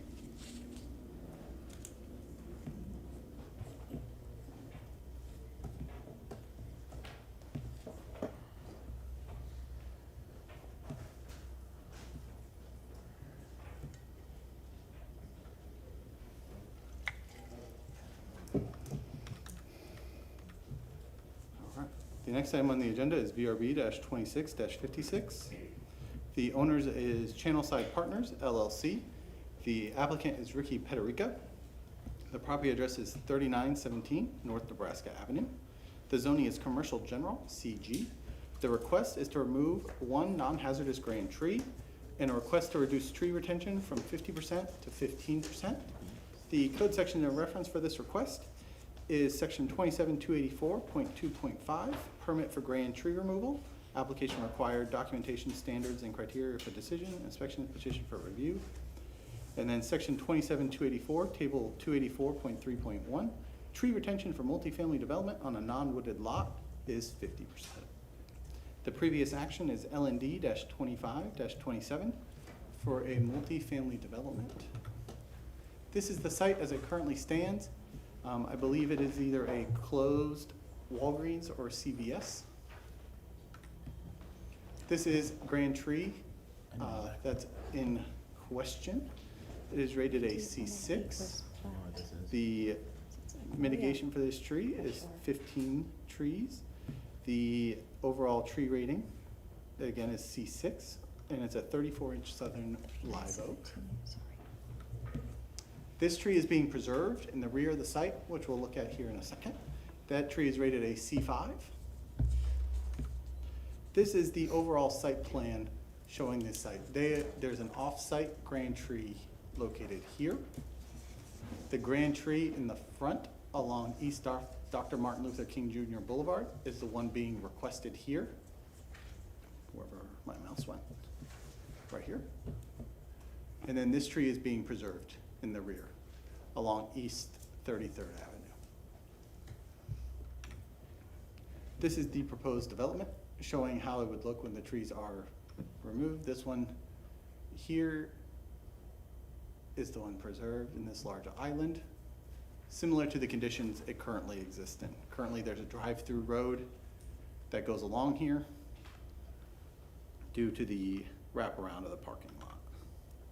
This is the proposed plan and elevations. This is alternative site plan 1, showing a shift in the tree. And let's see, I'm just making sure there's nothing I'm missing. This is alternative site plan 2, which shows a cutout in this front corner to accommodate for the tree. The applicant will go more into the impacts of these alternative settings when he is presenting. Natural Resources had objections. See the uploaded in our memorandum from the LND/VRB review. Beyond the grand tree request, additional modifications still may be required under the LND that affect the overall site plan. Transportation had no objections. Urban Design had no objections with conditions. At the time of permitting, the multifamily project must meet section 27240 East Tampa overlay standards. Wastewater had no objections. Water had no objections with conditions. There's an existing fire line connection to appear the proximity of the south tree to be removed. Contractor to verify no impact to public infrastructure. Right-of-way had no comment as of June 4th. Stormwater had no objections, and TECO had no objections as of June 4th, 2026. And then due to Water's comment, I just want to highlight which tree is being referenced. It is this tree in the back corner here where the fire utilities seem to be present. It does not impact the grand tree that is farther up that is slated for removal. Or slated for preservation, not removal, preservation. And then this is the criteria under 2780 for Variance Review Board. And this is section 27284.2.5 for the grand tree removal. Due to the two different requests, 2780 will be the review criteria for the retention percentage from 50% to 15%. And then the reasonable reconfiguration criteria will be the criteria for the grand tree along Dr. Martin Luther King Jr. Boulevard. I'm available for any comments, questions, or concerns, and I will get the applicant's presentation pulled up.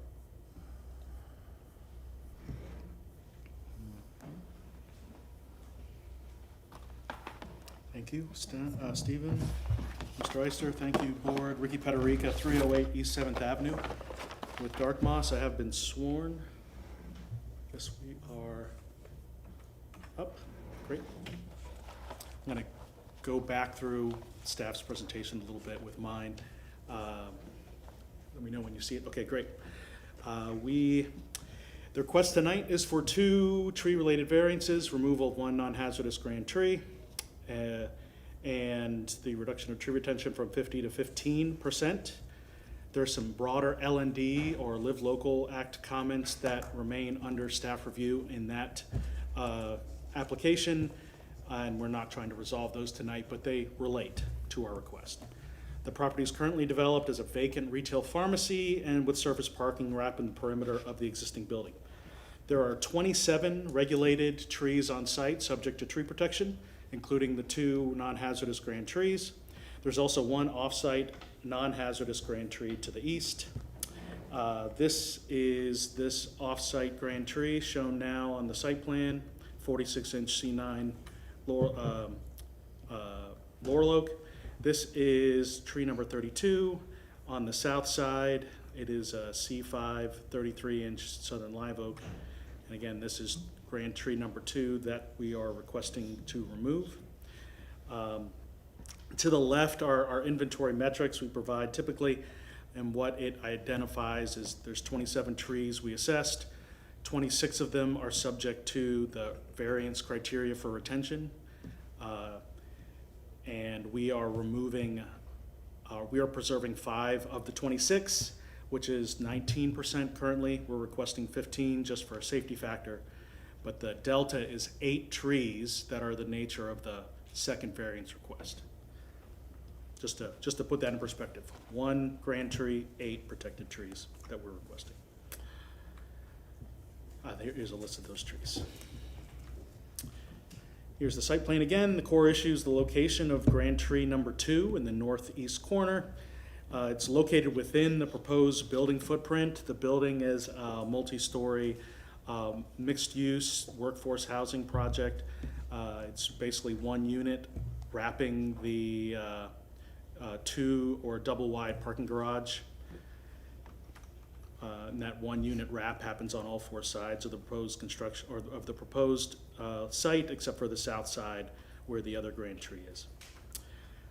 Preservation of tree number 2 would require a notch out on that northeast corner or another unit configuration directly affecting the structural layout of the proposed building.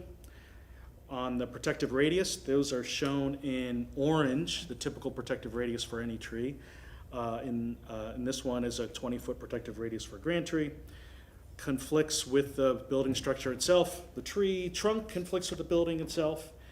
We can't mitigate that kind of interaction with any special design techniques because the building and the tree share the same space. On alternative construction methods, we can't use root pruning, suspended floors, structural piers, or other root zone sensitive techniques because the building is in direct conflict with the tree trunk itself. If a cantilever solution would be considered, meaning expanding over top of the tree, it would result in long span transfer framing, pretty intense structural requirements, and it would shade the tree, causing reduced light availability. On building placement, orientation, size, and height, we provided 2 reasonable reconfiguration options. This is option 1, where we attempted to slide the building as far away from the tree as it can go, at least to the west. And that was, we went from a 20-foot setback on Nebraska to a 1-foot setback at that corner clip. Even with this shift, we cannot preserve the tree without carving off the building footprint a little bit. And we encroach on the south tree, the other grand live oak, more. And I just want to clarify now, I didn't realize this earlier. Tree number 2 is listed as a laurel oak on this exhibit. That's incorrect, it's a live oak. Just want to clarify. Make sure you didn't read into that. Option 2 is a reduction in building area by carving off approximately 18,000 square feet on the proposed building footprint across all the stories, which would be basically 3 units per floor as currently proposed. It wouldn't be a minor adjustment, and it would materially affect the building program of workforce housing. We considered increasing the height. We could add a floor to offset this unit loss, but it would increase the height from 80 to 90 feet. and altering the height of a structure by increasing it or by changing the number of floors is by definition unreasonable in the code, in this section. Mainline utilities are not applicable. Vehicle use area is not applicable to this specific tree relative to the reasonable recon criteria, and accessory structures are not applicable to this. In the reduction of use and value, the last criteria, preserving the tree would either result in a substantial structural engineering requirement to address the tree preservation or a substantial reduction in workforce residential units. Setback reductions do not resolve this conflict, as we already explored in option 1 and option 2. And there would be other knock-on impacts with reducing the setbacks for other trees to be proposed back on those streets. And the hardship is unique and singular. Now we're switching from the grand tree to the retention. All that was the reasonable recon criteria. Is unique and singular to the property because the property is a constrained infill urban site that has multiple grand trees on it, an existing vacant pharmacy, and a parking lot that was designed for that exact use and only that use. So it's unique in that sense, and it's unique in this little jog in the northeast corner. We didn't create the site plan or the layout of the trees. We just proposed a site plan that is has the intensity that would be approvable on this type of lot. We did not place the trees in conflict with the building. The third variance the third criteria is we're not proposing to substantially interfere or injure health, safety, or welfare. This does not introduce an incompatible use, does not alter off-site property rights, does not introduce noise, light, or any other intrusion. It's merely a tree removal request for an additional 8 trees.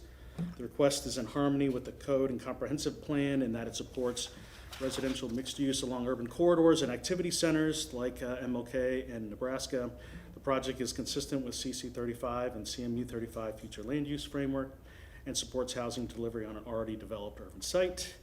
And we are not trying to avoid tree review. We're applying the criteria that the comprehensive plan requires of the code for grand tree removal and variance request.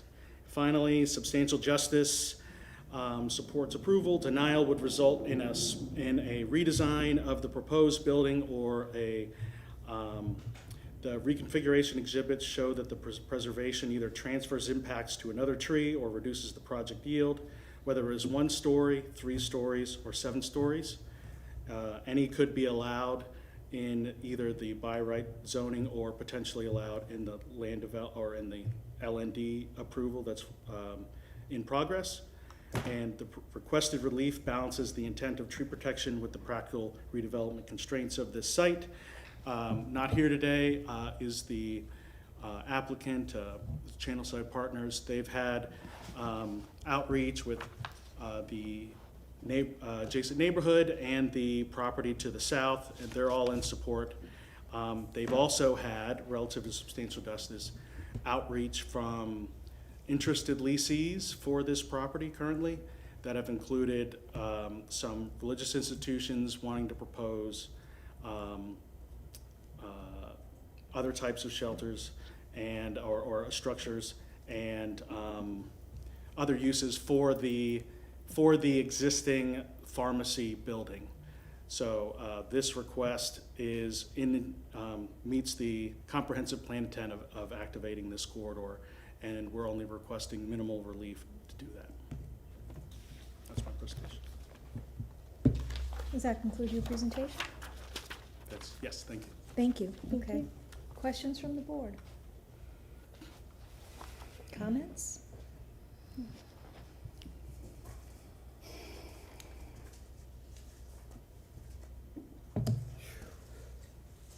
I would like to see some different building layouts. I mean, I know that there's a lot of work that goes into this type of thing, structural, architectural, but it seems that a tree at such an extreme location may have had a better shot with a different design plan. You know, parking structural location. There's definitely other options besides the other two that we were shown. I agree. 100%. Anything else on the board? Yeah, I agree as well. Okay, someone here to speak for or against? Please.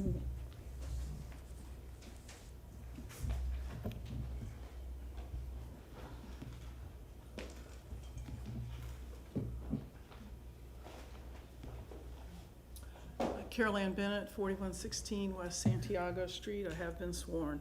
As you were told, the urban design says that this project must meet the East Tampa overlay. And the review of that says that it doesn't meet the East Tampa overlay. Approximately 7.2 feet are proposed on one street, 7.5 on another. That West Tampa overlay requires 15 to 25 foot setback. This is important to understand because you are supposed to look at the site plan and then see can it be reasonably reconfigured. What you have in front of you is not the final site plan. They referenced the fact that there was issues with the review. This site plan is going to have to be radically changed. So this application for the variance is very premature because you have no idea what this site plan is going to look like or what it's going to be, whether it can be reconfigured. First, they have to meet the East Tampa overlay of the 15 to 25 foot setbacks. And they said right here, they found it inconsistent with the East Tampa overlay, and that has to be fixed. So you don't know what it's going to look like. They also referenced the state law. This is the memorandum from the city about the state law. It talks about the height. For each 4 feet of building height above 30 feet, the required yard shall be increased by 1 foot. So again, here's another indication they're going to have to increase their setbacks. They want 80 feet. So they want it 50 feet higher than 30. 50 divided by 4 is, do the math. They're going to have to change these setbacks. They're here too early. They're premature in their application. Another thing, this is from the same memo about the density. The city's most intensive future land use allows 100 units per acre. This will be the density permitted for qualifying developments. They're asking for 132 units per acre. It's in the staff package. They're going to have to change that. It also says that the height has to be within 1 mile of the allowed height within 1 mile of the development or 3 stories, whichever is higher. So I looked at the zoning that allows a height of 80 feet. There's only 3 of them right here. So I looked to see how many there are near this project. This is the only one, and it's not within a mile. It's RM 35, it's right by Middleton. There it is, there it is. Here's the 1 mile. It's outside the 1 mile. They can't do 80 feet. They have to provide an 8-inch buffer. They haven't done that. They're going to have to change the site plan drastically. They haven't met the whatever this is right here. It doesn't meet the requirements. They're going to have to change this site plan. 132, 45 feet. You don't know what this site plan is going to look like. They jumped the gun on this. They're way too early. Thank you. Thank you, Ms. Bennett. Hi, I haven't been sworn in yet. Can I submit these for the record? Thank you, just in case anybody wants to look at them. Oh, sorry.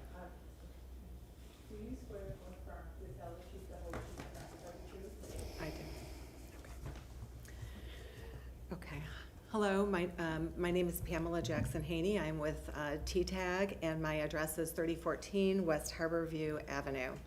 I went to the proposed site today to take some pictures of the tree in question. The picture I thought in the packet didn't really do it justice. Here is the proposed grand tree with its little sister tree next to it. And here it is from another angle. You can see how close to the street it is. It's definitely on the perimeter. I'm here to ask that this variance be denied.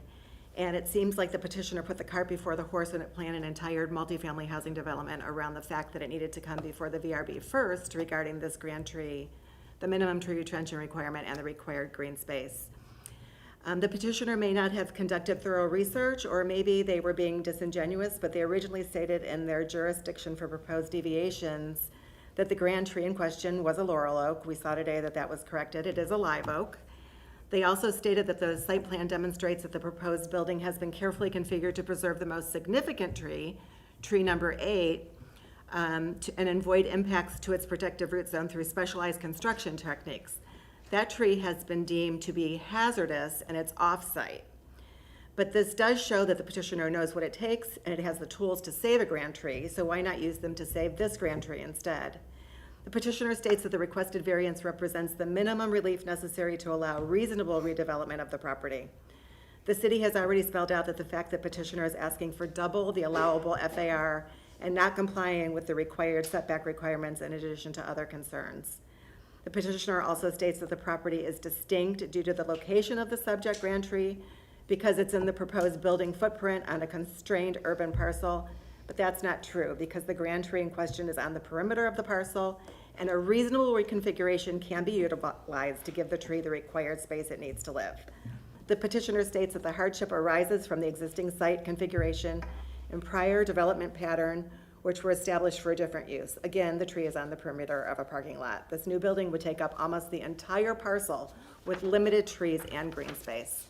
In summary, the developer wants to remove 22 trees more or less on the parcel, including this grand live oak and mostly healthy specimen trees on the perimeter of the property. And I have to tell you, they are pretty and worth saving.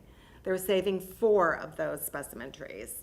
The developer cites that a local government may not deny this application because they're allowed, because of this supposed affordable housing project, to go up to a maximum height.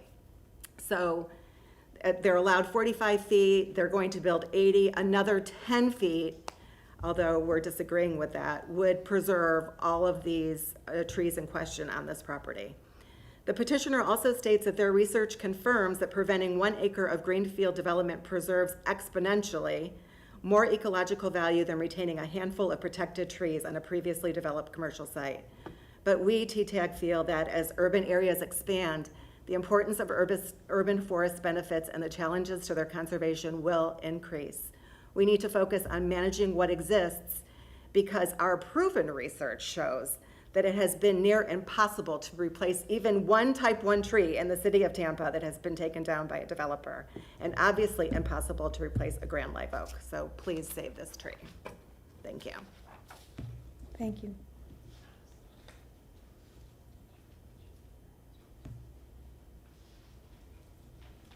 Good evening. Allison Date, 215 West Grand Central Avenue. And I'm here with this group of people that are worried about the tree situation. Have you been sworn in? Oh, yes, I have been. Excellent. Worried about the tree situation here in Tampa. And so my friends have named a lot of things that have to do with details that I am not good at remembering. But I'm here to say that we are losing too many trees, and everyone is important, and especially if this is a low income, they're trying to do a low income affordable housing area, it's crucial that they save trees for these areas that have been identified as urban heat islands, because that's not going to be improving in the years to come as the climate changes and things are getting more and more intensely hot. And everybody deserves some green space around them. And this place that they're using, they're not leaving anything there. So I hope that you will remember the variance that's involved with this, that we don't allow for these trees to disappear, especially the grand trees, because they're very hard to replace. So thank you very much for your time. Thank you, Ms. Gate. Thank you. Anyone else to speak for or against? Mr. Pederica, you've got some rebuttal time coming. Alex Shaler, 400 North Ashley Drive with the law firm of Gardner Brewer Hudson. I just wanted to clear up some of the information that was stated in public comment regarding the application. This is a relatively unique application. Yes, I have. Yeah, she spoke earlier. This is a relatively unique application. The city doesn't see a ton of these. I think if you all are familiar with the Live Local Act, this is a separate bill. This is House Bill 1339.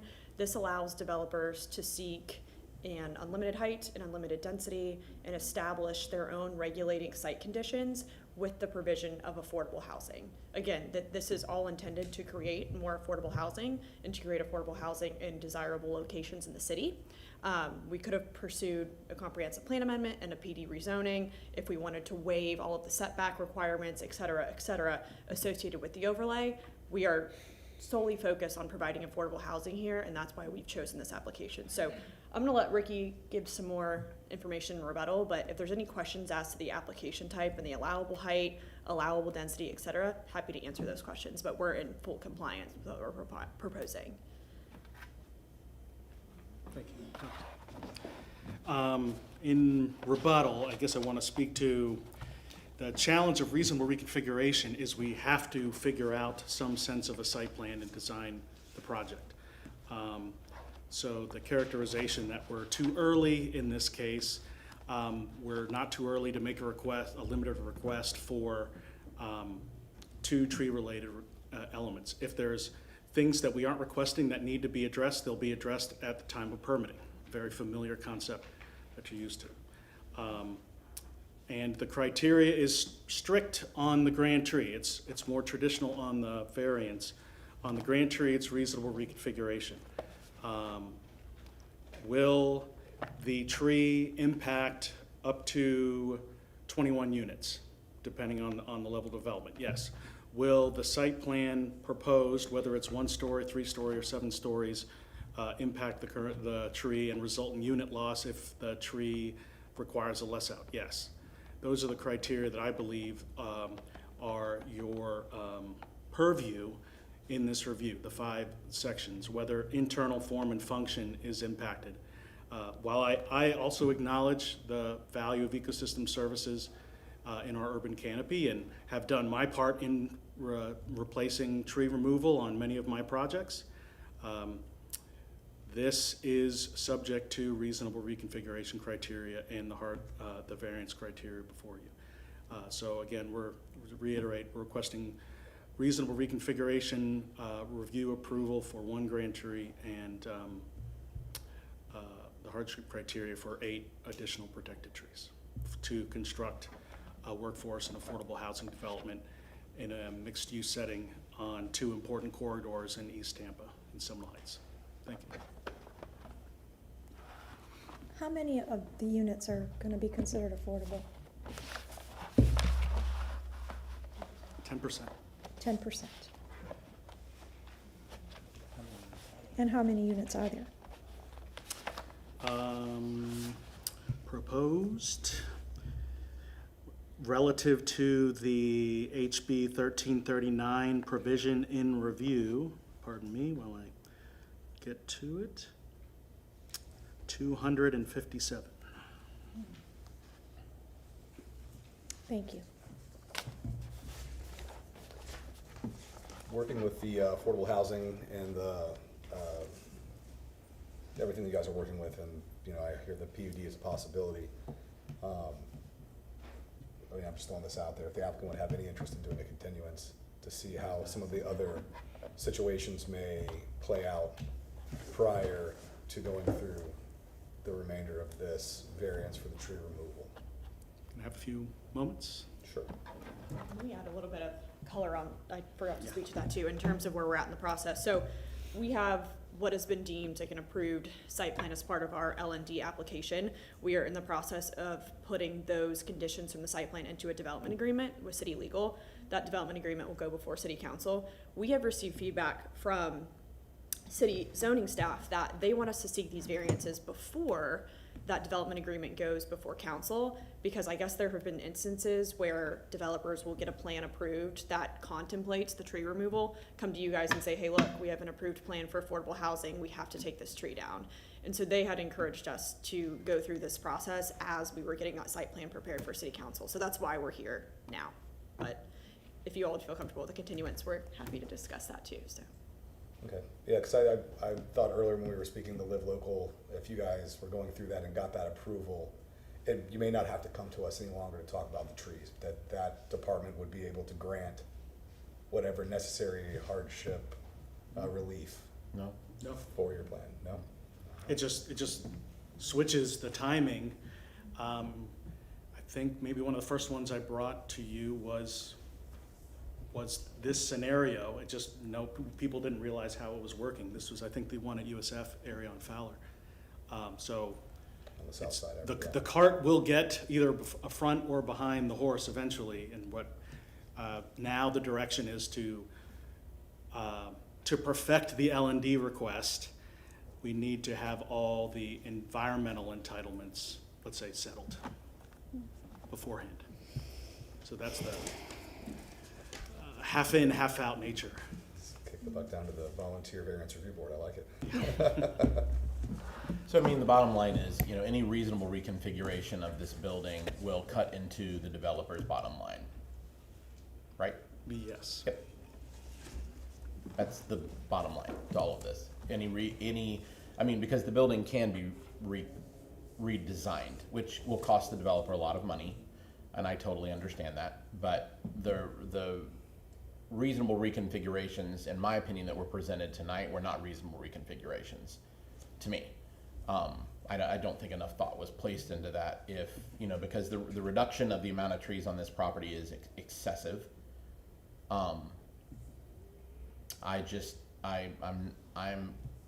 kind of in line with you with the continuance thing, because I I'm think so not too. personally pleased with what's been presented to us, and I don't want to put these trees in any. I don't want to jump to any conclusion with this. And I also want to be very clear too, that when the public comes up and speaks to us about density and height and all of that, that's not what we're here to talk about today at all. That's not what we're here to talk about. We're here to talk about these trees. And I just don't feel I really, Ricky, you always present so very well, and you did today. I just don't believe, in my opinion, that there's a reasonable reconfiguration that's been placed in front of us for us to say that, yeah, this definitely won't work. We have to allow them to take the tree down. That's where I stand. Okay. So, I'm sorry, are you okay with the continuance if we? Yes. Okay, someone want to make a motion? Thank you. We'll consider continuance, or respectfully request a continuance. Okay, thank you. Would someone like to make a motion? Oh, you can, okay. And what is the date on it? Stephen, what are we looking at, schedule-wise? When my other ones come. Do you want August 11th, or would you need more time than that? What do you think? One month. Gives you a couple months.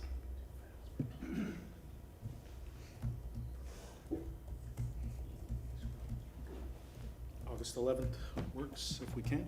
Very good. Okay. Then I would like to move that the variance request for case VRB 26-56, located at 3917 North Nebraska Avenue, for a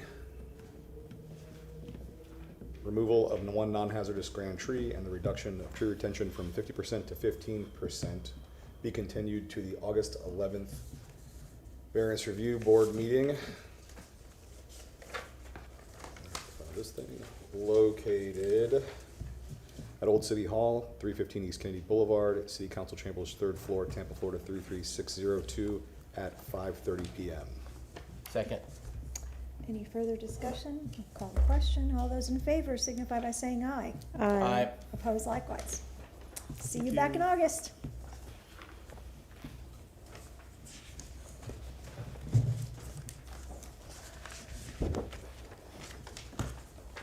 So we still have 1, 2,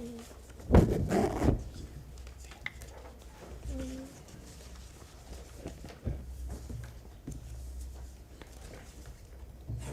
Three cases? The next item on the agenda is VRB-26-57. Presentation mode. The owner is Rose. The property address is 3114 West Paul Avenue. The zoning is residential single family, RS60. The request is to remove 1 grand live oak to construct a new pool. The code section of reference is 27-284.2.5, permit for grand tree removal. This is the site in question. Okay.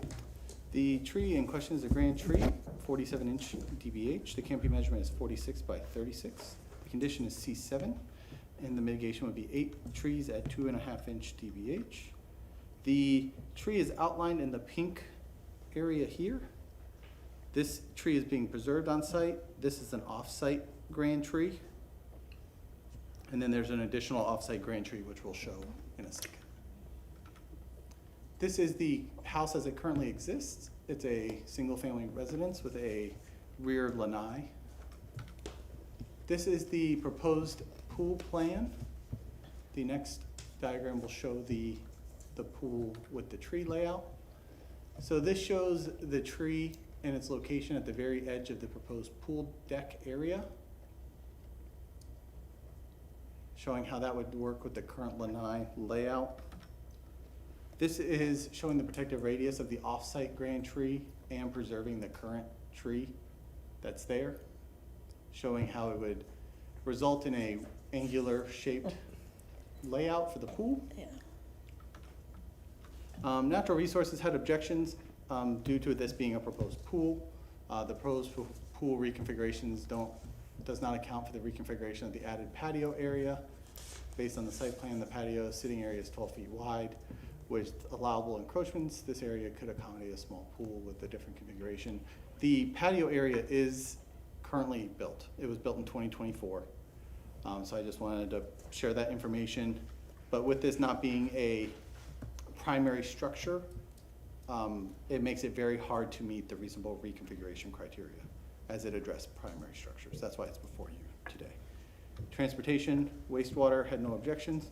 Water had no comment as of 6/16/2026. Right-of-way had no objections. Stormwater had no objections with conditions. For the site building permit, add construction notes. Add a construction note, the site plan development shall comply with City of Tampa stormwater technical standards, Chapter 21 of the City of Tampa Code. No runoff shall be directed to the adjacent properties. And then TECO had no objections with conditions. This is the general criteria under 2780 for the variance review power. And then this is the criteria under 27284.2.5 showing the reasonable reconfiguration criteria, which applies much more to the creation of primary structures. And when you're getting into the accessory structures, it gets a little more difficult. And then I'll be available for any comments, questions, or concerns. Okay.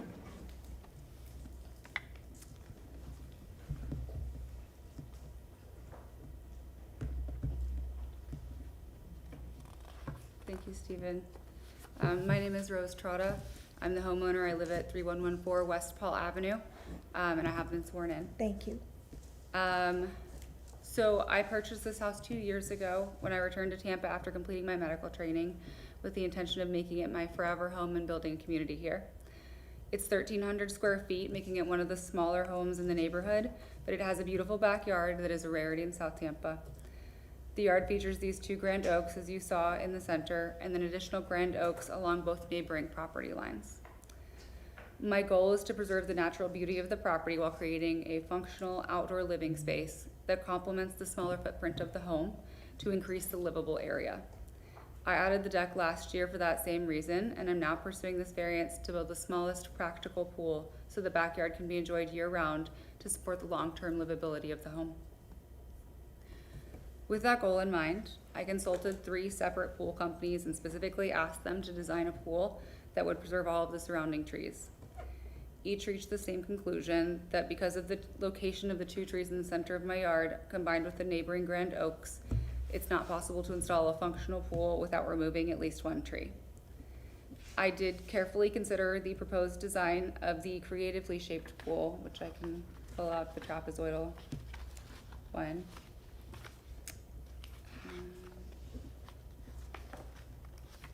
This way. The narrow width of this really prohibits any meaningful use and would actually negatively affect the home from an investment standpoint. So for perspective, I am 5'3", and that pool would extend about 6 inches to either side of me. It would also require several of its own variances to decrease the tree setbacks, float the footers, and severely trim the front tree, including removing a large part of one of the trunks. If this were truly my only option, it would undermine the reason that I purchased the home and have continued investing in it. So I also appreciate the suggestion that the patio could be reconfigured to accommodate a smaller pool. I created this sketch and I brought an extra one if you need to add it to the record, to evaluate it. So with all the required setbacks. So the green lines represent the tree setbacks and the orange lines represent the property line, power line, and required clearances from openable doors and windows. So even with the patio removed, only a 14-foot tall triangular buildable area remains. The smallest plunge pool with the required clearances for safe access requires a 14 by 16 foot footprint, and it wouldn't fit in any orientation. I agree that the purpose of this board is to protect the city's natural beauty and environmental integrity, and I believe this request does exactly that. The tree that I'm requesting to remove is the shorter of the two and has been outgrown by the taller tree behind it. The tree behind it provides the broader canopy as well as the neighboring trees and the greater environmental benefit. The tree that I'm requesting to remove also leans toward the house and it requires frequent trimming to prevent encroachment, and it honestly has very few leaf-bearing branches left because of that. Additionally, I would be more than happy to plant multiple mitigation trees and contribute to the city's tree fund to offset this removal. This proposal only removes that one tree, preserves the canopy tree that defines the yard, and allows for the smallest functional pool possible while creating a usable outdoor living space. So most importantly, this variance would allow me to continue investing in this property as my forever home. Thank you for your consideration. I would welcome any questions. Does that conclude your presentation? That concludes my presentation. Okay, questions from the board? Do you have, how I think Mr. Ister had on his too, a photo of the trees and the way they kind of I look do. together? They kind of all blend together. So is this the one we were referring to? Yes. Okay. So this is the tree in question. Obviously it's highlighted. These two are realistically the only ones that still have leaves on them. This doesn't have anything on it, and these need to get trimmed every year because they're just overgrowing the house at this point. So it really is, unfortunately, mostly trunk at this point. But I agree, it is beautiful. And this is the tree you're asking to remove? Yes, this one behind it would stay. Okay. And there's the other grand tree off to the. Here and Yeah. here are also grand. Are And those on your property, those are off property? they're immediately adjacent to the property, so they're my neighbors and they extend over my property. And I don't intend to alter those at all. A question for Mr. Ister, since you know trees. I was gonna, yeah. Being a layperson on trees, logically a tree that's underneath another tree will struggle for survival. And it will try to escape the neighboring tree by growing off in strange directions, probably making it not as viable of a tree. What are your thoughts on the viability of this tree? So the phenomenon you're referencing is called like a phototrophic lean. And actually, Can we see that picture? I just saw that picture like sneak in there. Yeah. This picture shows a good example of that. And as the tree grows, the tree maybe to the rear is just genetically superior to the tree in the front, or it had a head start. Who knows?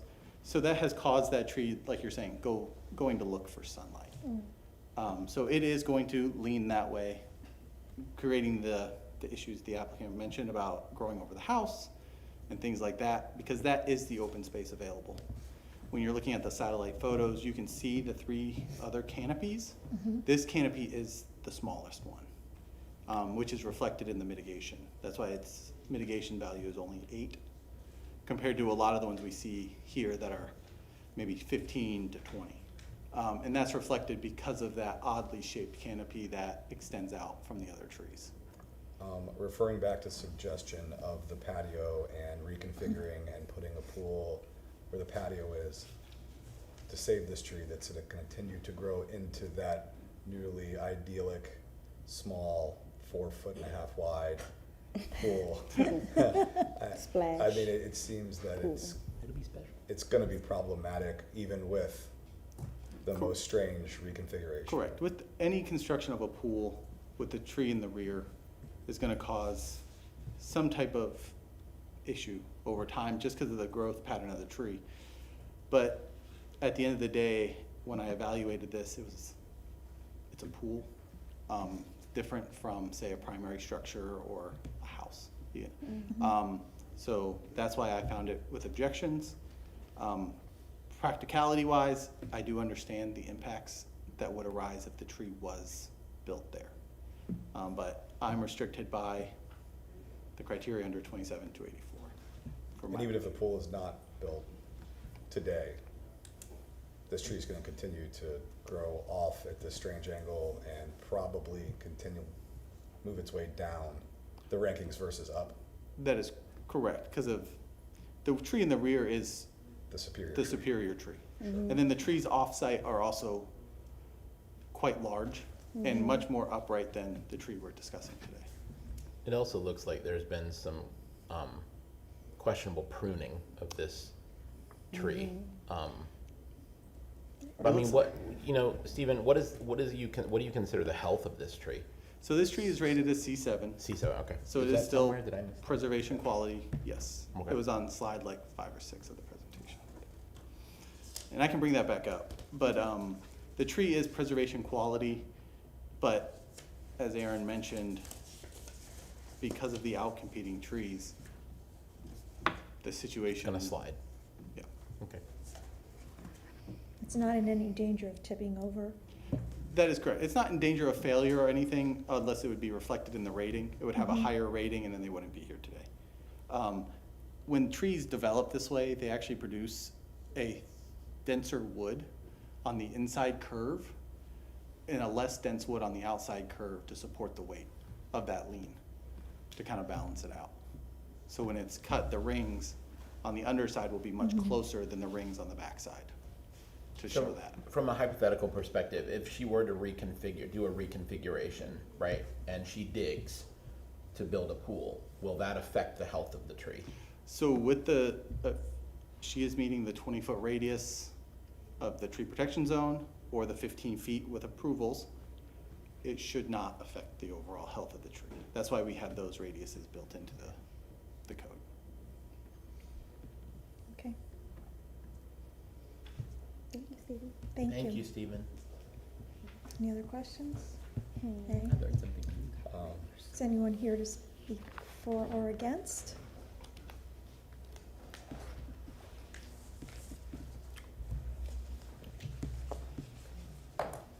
Hi, Pamela Jackson Haney, 3014 West Harborview Avenue, and I have been sworn in. I feel for the petitioner because my kids wanted a tree too. I mean, a pool, and I had a tree, and so I totally get it. But, you know, the tree came first because it was in good shape, and, you know, I taught my kids to appreciate Mother Nature instead. But, you know, a pool is not a hardship, as we have learned. The tree is in good shape. Is it a sand live oak? Does anyone know, or just a live oak? Oh, Stephen left. Okay, so if it's a sand live oak. If anyone knows, please raise their hand. Okay, so if it's a sand live oak, because they're more rare than a regular live oak, they do have less leaf cover. And I have one actually at my property at 3014 West Harborview. If you look it up on Google Maps, you can see that it has the same lean over my driveway, a lighter canopy, but my arborist always says, hey, you're lucky because, you know, we don't have to trim as much off of your house, which, you know, is a good thing. So I would just like to speak on behalf of the tree, because I can tell you, when you do have a tree die, or when a tree has to come down, it is rather heartbreaking. This is a tree in good health. A pool is not a necessity. And if she does want a pool, like Stephen said, there is a reasonable reconfiguration in place that she can utilize to have a pool. So please save the tree and deny the variance. Thank you. Thank you.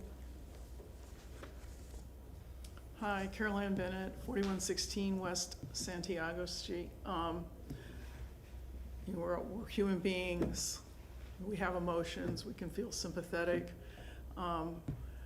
But the reality is that the job here is just to follow the law. And the law is very clear.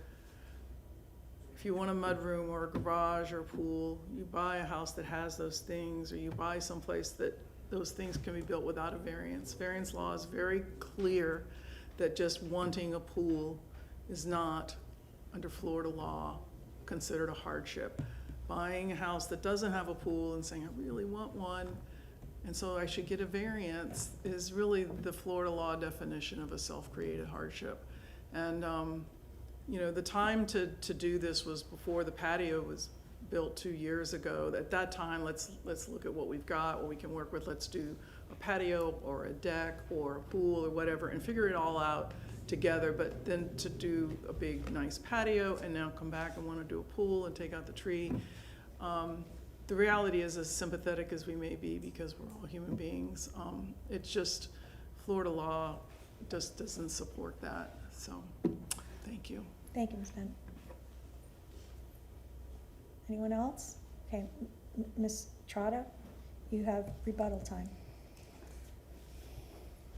Do I need to reintroduce myself or no? No. I would just like to reiterate that this tree, its branches are actually overlying my house, not a driveway, not anything that is inconsequential, and I respect that pruning is definitely an option. I would also like to reiterate that I did do site plans specifically for this meeting, removing the deck and seeing what could have been done with that, and there's still no buildable space for a reasonably sized pool. But I understand everyone's opinions and I respect that. You know, I think the one thing that I'd like to conclude with is that I watch so many of these classic, beautiful homes in my neighborhood get bulldozed to build these massive modern structures and giant pools and everything, and I understand that. And so many of my homes in my neighborhood have also been converted to rentals with high turnover. I love this home. I'm trying to stay in this home, and I do not want that to happen to it. I would hate to move and watch that happen to it. But realistically, if this is unable to accomplish the goal, then that is kind of probably where that is headed. I just hope that you can consider that this is the most minimalistic way to achieve a goal that would overall improve the neighborhood and property value, and then consider that I share the goals of tree mitigation and would be happy to participate in those. Okay, thank you. Thanks. Close public hearing, hear from the board.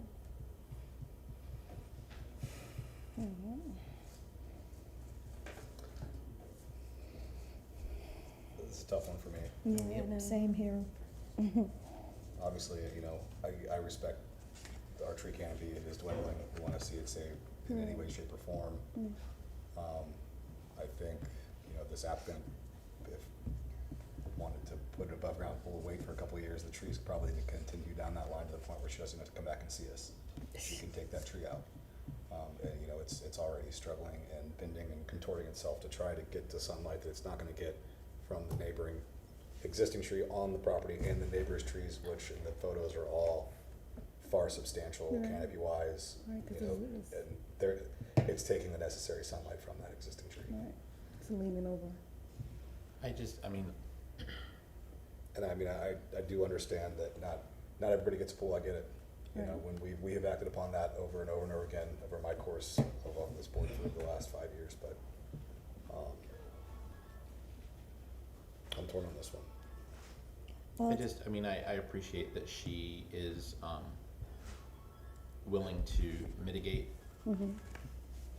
I appreciate that she's, you know, willing, she said, to donate to the tree fund. I mean, the other tree behind it is there. The tree in the neighbor's yards that cascade over her home are there. I tend to agree with Aaron in the sense that this tree is not going to get better. Right. It's going to continue to do what it's doing. Can we ask Stephen what type of tree it is? Sure, Can we do that? There was a question before. Oh, so you just if you make a motion to reopen the public hearing, then yes. Oh. I mean, I You don't, really honestly, I wanna- don't, I don't- I don't It's think okay. it makes that big of It's a okay. You can It's sit okay. down, Stephen. It's okay. No need to button that jacket. No, no. I mean, Okay. I'm just happy that they didn't ask to have both trees removed, given, Exactly. Well, given the that's I mean, proximity. So exactly. I mean, the fact that she one is could've. being saved, Yeah. it's a very modest home, and she's right, you know, if she sells this, you're gonna get a McMansion there, Someone's and then gonna we're put a gonna have, McMansion there. yeah, so I honestly, as rarely as I would support tree removal, this one I don't have a problem with. I don't either. Why don't you I make a don't motion? think I do. Why don't you make a motion?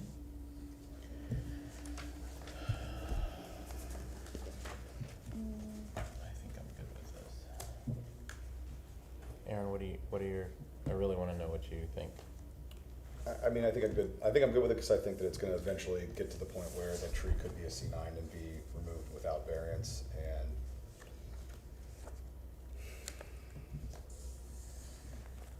it also, the tree's gonna continue to grow over this person's home, and I mean, as the further those limbs go searching for sunlight, the only available place is over a roof line. Yeah. 100%. Go for it. I agree, okay. I move that variance request for case VRB 26-57 for the property located at 3114 West Paul Avenue be granted as depicted on the site plan presented at the public. You have to do the tree one. Oh, dang on it. How about them apples? Okey-doke.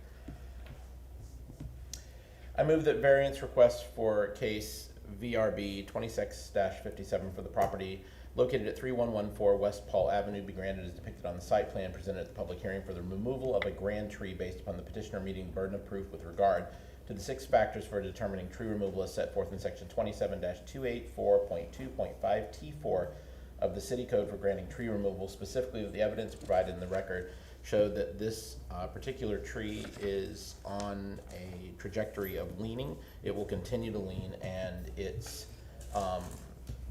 quality will also continue to deteriorate to a point that we feel very confident that she would not need to come before the variance review board to have this tree removed in order to build her pool. There is also another grand tree directly behind this one that is growing very tall and lush, and there are other grand trees in the neighboring yards that are also cascading over her yard, and that the petitioner has said that she is willing to mitigate the removal of this tree as well as add to the tree fund for the city of Tampa. I find that admirable. Second. Any further discussion or question? All those in favor of the motion as stated signify by saying aye. Aye. Aye. Opposed? Likewise? Okay, motion passes. Yes. The next item on the agenda is VRB 26-63. The owner is Brian Bowers. The property address is 5407 South First Street. The zoning is residential single family RS50. The request is to reduce the rear yard setback from 3 feet to 6 inches for a new shed. The code section in reference is 27-290. Schedule of area, height, and bulk placement regulations of accessory structures are 60 feet front, 3 feet rear, and 3 feet on the sides. This is the property in question. One thing I want to bring up is this property here ends at this property line. So there is a landlocked triangular piece of property behind the applicant's home. Right here. Just for purposes of the shed. There is an existing shed, concrete pad that is there. A metal shed existed, or still exists today, that is almost flush against the property line. That concrete pad is going to be utilized for the new shed and moved 6 inches off the property line. Natural Resources had no objections with conditions.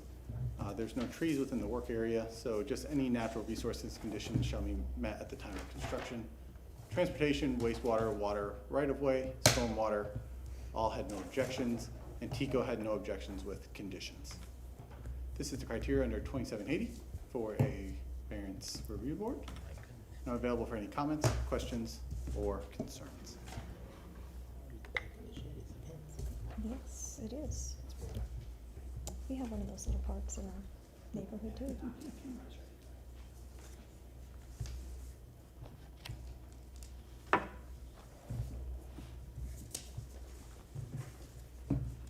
Good evening, everyone. My name is Brian Bowers.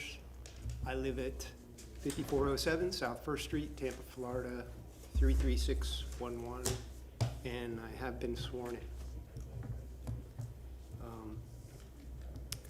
I'm requesting a reduction in setback in order to replace an existing 8x10 steel storage shed that abuts the vacant lot that Stephen pointed out, and it's anchored on a concrete slab. The shed is deteriorating, as you can see in the photos that I submitted. I'd like to remove the existing shed, complete the vinyl fence, which has a 10-foot gap where the existing shed is, and place a new shed of equal footprint on the slab just behind the fence.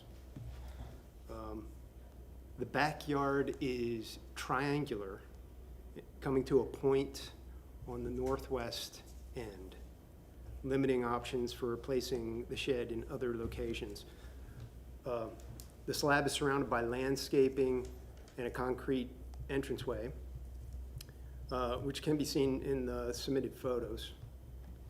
And placing the shed in any other available location would block the view out the rear sliding glass door of my house and limit options for future plans in the backyard. And it would leave a 3.5-inch thick concrete slab with surrounding landscaping that I won't be able to do anything with.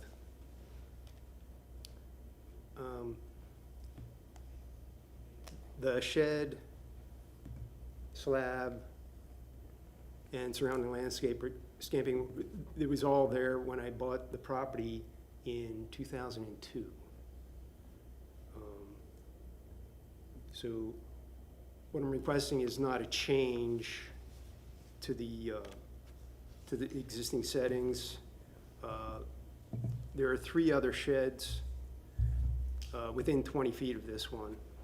So it doesn't change the aesthetics of the immediate area. Here's some photos I took in 2015 before the privacy fences were up. So you can see it's shed central. My shed is the closest one. There's one to the west. There's one to the south, which is to the left on this top photo, and there's one to the north. Completing the vinyl fence, just on that one, should improve the appearance. Some other photos of the area. The shed is and will be at least 3 feet from all properties that are not vacant. The property that the shed abuts is considered vacant, and the Hillsborough County Property Appraiser listed as an uneconomic parcel. And I have spoken to the owner of the vacant lot, and she has no objections with the replacement of the shed. And I've spoken with many neighbors, and I haven't heard any objections to the replacement of the shed. And that concludes my presentation. Okay. Questions from the board? Can you put the site plan back up that shows where the shed sits? I'm trying to figure out how much of the triangle, yeah, but how, It's right there. I understand, but how much of the unbuildable lot is beyond that? The vacant lot? Yes, mm-hmm. Actually, I had a survey of the actual vacant lot because I was planning on purchasing it from the owner, but the purchase didn't go through. That's it, thank you. And this is the vacant lot. So is there a shed on it now? Yes, this shed is owned by the gentleman that owns this property. The shed is a squatter, Oh, I. and the owner of the vacant lot has expressed her dismay with it too. So, Okay, thank you. but she's elderly and she doesn't want to deal with trying to kick him off her property. Oh, nice. Oh, delightful. Well, first, Okay. for me, I appreciate that you are coming to us before the fact and not after the fact, and clearly wanting, to do this the right way. And I really appreciate that, and I totally understand the need for why you wanting to do this. So thank you. It's a strangely shaped lot. It is Yeah, well it because it's definitely cut is. they cut that part off, Yeah. right? That corner. It's this. Well, even, Somebody took that corner. Someone took this big square here and cut it into 4 pieces. yeah, But you see, the vacant part is a triangle. Like, what is she ever gonna do with that, Stephen? What could ever happen to that? Wow. not our problem. I guess not. Okay, I'm good. okay. Any other questions? Anyone here to speak for or against? Oh, Steve. Your arm just needed stretching, right? Uh, Yeah, okay, exercise time. Steve. Okay. Mr. Bowers, you have rebuttal time if you'd like. I have nothing further. All right, thank you very much. Close the public hearing, hear from the board. You want to give it a whirl? Yeah, give it a whirl. Go for it. So, I move this request for VRB 26-63 for property located on 5407 South First Street to be granted as depicted on the site plan presented at the public hearing for a request to reduce the rear setback from 3 feet to 6 feet. Oh, 6 inches. 6 inches, I'm sorry, 6 inches, based upon the applicant presented competent and substantial evidence and record and at this public hearing for an unnecessary hardship or practical difficulties when considering the 5 hardship criteria set forth in section 27-80 of the city code, specifically that this is a irregular shaped lot and that is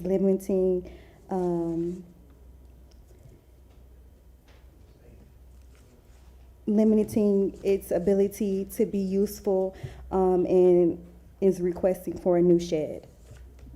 A motion, is there a Second. second? Okay, any further discussion?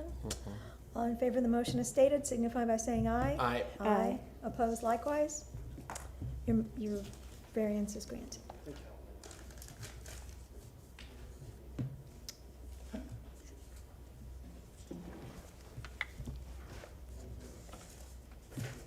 The next item is VRB 26-64. The owner is Xavier and Ember Prada. The applicant is Steve Michelini. The property address is 2628 South Dundee Street. The zoning is residential single-family RS 75. The request is to increase the height from 35 feet to 39 feet for the primary structure, and the request to remove 2 non-hazardous grand trees. So section 27-156, table 4-2, schedule of area, height, bulk, and placement regulations, RS 75 district setbacks are 25 feet from the front, 20 feet in the rear, 7 feet from the sides, and 35 feet in height. And then section 27-284.2.5, permit for grand tree removal application, required document standards and criteria for decision, inspections, and petition for review. The previous action is BLD 26-0519954 for a seawall. So this is the property in question. This is going to be the grand tree information, then photos, grand tree information, then photos. So the first one is a live oak, Corcus virginiana, DBH 35 inch. Canopy measurement is 65 by 45. The condition is C6 and is mitigation of 11 type 1 trees at 2.5 inch DBH. This is the photo of the tree. This is the tree in the front yard closest to the road. The second grand tree is a live oak, Gorkus virginiana, DBH 32-inch DBH. Canopy measurement 63 by 50. Condition is C6, and the mitigation is 12 type 1 trees at 2.5-inch DBH. This is tree 2, which is slightly back on the lot, which we'll show here after the exterior elevation, which shows the 4-foot increase in height. So this is 35 feet here. So this is the 4 foot of increased height to accommodate this part of the roof. Now we're getting into the site layout. This is site 1, which is the preferred layout for me, and the reason I found the application consistent. This shows preserving the tree that lies here in the front yard and removing the tree. This is tree 2, which is farther back within the buildable area of the site. There were some concerns about the tree here in the rear. It is not grand, and it was also impacted when the failure of the seawall occurred. It started to lean, so it does not meet the qualifications to be in front of you, either by size or condition. This is site plan 2, which is not supported by staff, showing the increased parking area in the front, which causes the removal of the grand tree in the front yard. And then this is site plan 3, which shoves the house way to the back, way to the back, right next to the seawall, and it still would be too close to the tree here in the front. So site plan 1 preserves the grand tree in the front and also provides a space in the rear yard for future projects. And is most closely to the underlying zoning district setbacks. Natural Resources has no objections with conditions. Natural Resources supports the plan options that preserve the 36-inch C6 grand tree in the front yard. The tree lies outside the buildable area, and setback reductions can be utilized to preserve it even farther if conflicts arise. The second grand tree lies within the buildable area, making the reconfiguration difficult. Transportation, wastewater, water, right-of-way all had no objections. Stormwater has objections due to the swales and the drainage plan not being provided at this time, which is typical for the variance. TECO had no objections with conditions and provided a memo. This is the criteria under 2780 for the Variance Review Board. This is the criteria under 27284.2.5 for reasonable reconfiguration to preserve a grand tree. Now available for any comments, questions, or concerns. Before you run away, the application is to remove 2 trees? Correct. Are you saying that that's no longer the case because the one in the back was the second and it's no longer considered? Or are we still talking about removing 2, the middle and the front? So originally, when this was reviewed, I reviewed this and they showed the 2 grand trees in the front being removed. Less can be approved. So that's why I found it consistent with the approval of 1 grand tree. The grand tree in the rear was a concern at the beginning, but after evaluation and. It's not grand and it's failing. Correct. All right, So very it's good. no longer a work. So the request is to remove 1. I have a feeling that's what we're gonna. Let's see what Mr. Michelini says. 10, Good evening, Board. Steve Michelini. Yes, I've been sworn. No, I do not have a pool request to remove grand trees. You need to give us your address. Where do you live, Steve? 2407 Sunset Drive. Thank you, Steve. Let me show you real quick what Stephen was talking about. This is our preferred site plan, and this preserves the 35-inch oak and the 28-inch oak in the front. And we've also incorporated a ribbon driveway to minimize any impact on the trees. The ones that we were asking for this one to be removed, but that was approved by staff. Literally 25 feet of the rear property was taken up by the storm, and it caused that tree to lean, and it's leaning at about a 40-degree angle. So the only tree that we're here requesting for removal is this 32-inch oak. And we cannot reconfigure the site, as Stephen said, in any way that saves that tree because of the spread of the limbs and the proximity to the building footprint. If you'll look very closely, you'll see we have a 36 reinforced concrete pipe and a 10-foot drainage easement on one side of the property, and we're meeting the setbacks on the other. So we've moved the building back almost 50 feet from the property line so that we can provide the protective radiuses for those two trees and minimize the impact through the driveway. You know, so anyway, we've worked Steve, with, that one in the middle of the, there are pines and palm trees. no, right in the center there. That's a palm tree. That's a palm tree. That one's a palm tree. Yeah. Okay, thank you. So the impacted trees, that the only ones we're asking to be removed is the 32-inch oak here.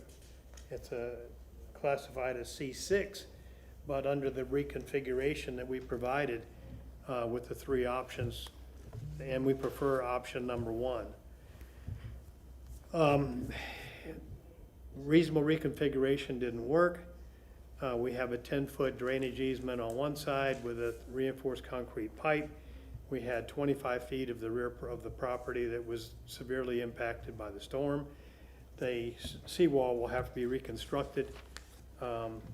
It's a very narrow lot. It's only 54 feet wide, and it's in an RS 75 zoning district. So we're constrained again, you know, by the size of the lot. It's one of the smallest lots in the entire area, and I'll show you.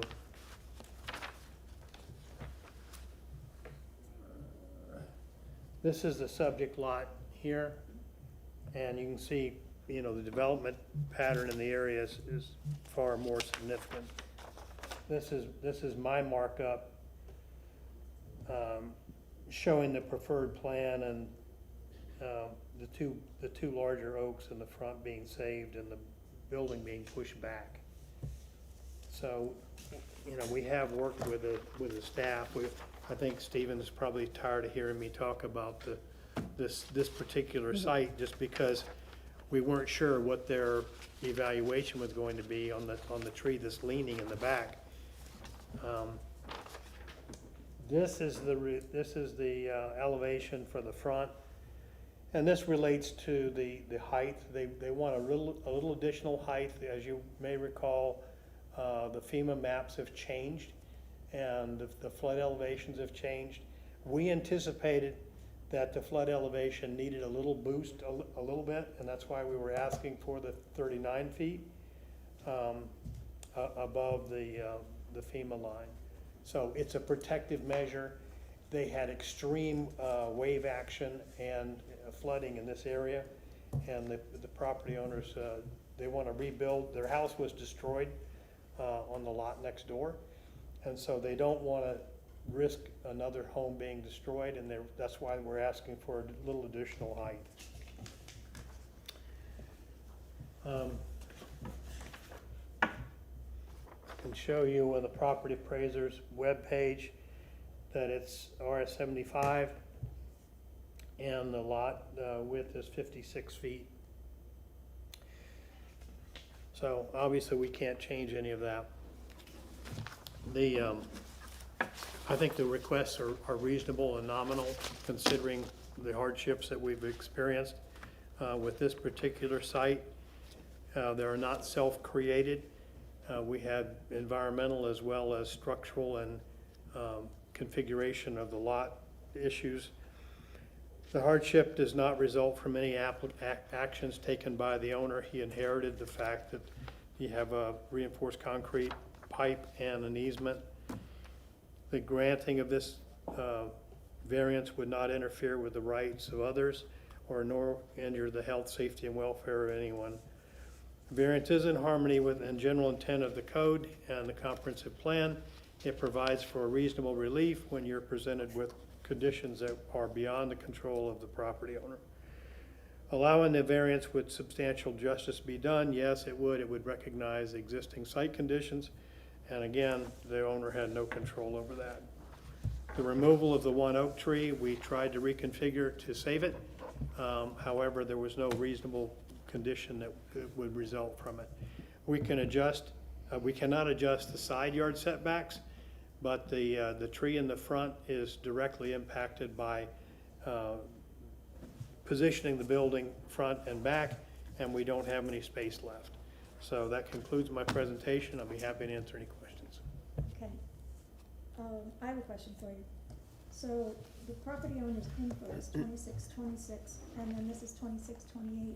Do they own both houses, or what's the They story? own 2626, and it was destroyed. Okay, And so they acquired the 2628 and plan to rebuild down on that lot. okay. Both of them have been certified as buildable lots by the city. Okay, thank you. Guys, anybody else? Anyone here to speak for or against? Seeing I'm no guessing you're one- here for the next case also, since there's nobody else here. I am indeed. I'm gonna make room for Stephen, but I would respectfully request your approval. I have nothing to rebut. Thank you, sir. Close the public hearing and hear from the board. I can make a motion if you guys like. It's Yep, gonna be a fun go one. ahead. Go for it.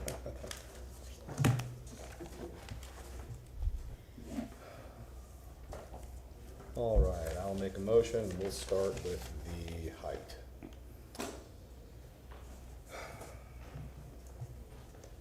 I would like to move that the variance request for case VRB 26-64 for property located at 2628 South Dundee be granted as depicted on the site plan presented at the public hearing for an increase in height from 35 feet to 39 feet, based upon the applicant presenting competent and substantial evidence in the record and at this public hearing of an unnecessary hardship or practical difficulty when considering the 5 hardship criteria set forth in section 27-80 of the city code, specifically that this is an irregular shaped lot abutting the Dundee River.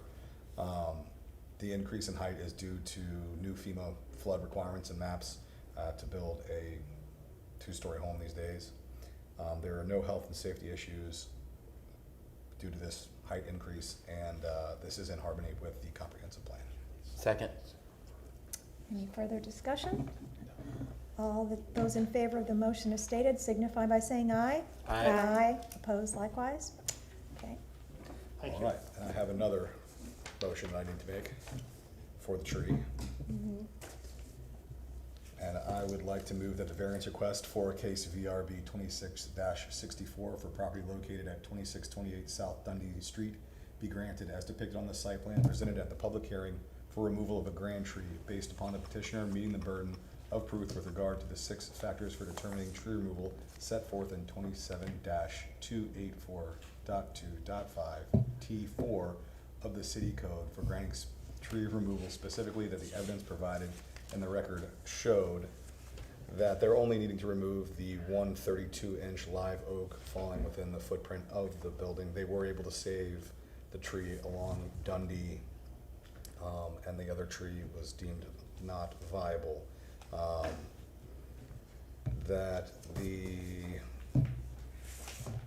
Really it's the only place, there's no reasonable reconfiguration for the home to save the 32-inch live oak.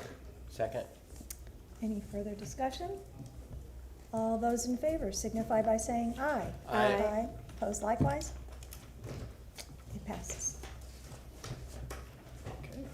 With the continuance, this is the last case on tonight's agenda. Last case. BRB-26-65. The owner is Heidi and James LaRounds. The applicant is Steve Michelini. The property address is 1506 South Georgia Avenue. The zoning is residential, single-family, RS50. The request is to increase the height of the existing accessory structure from 15 feet to 23.5 feet.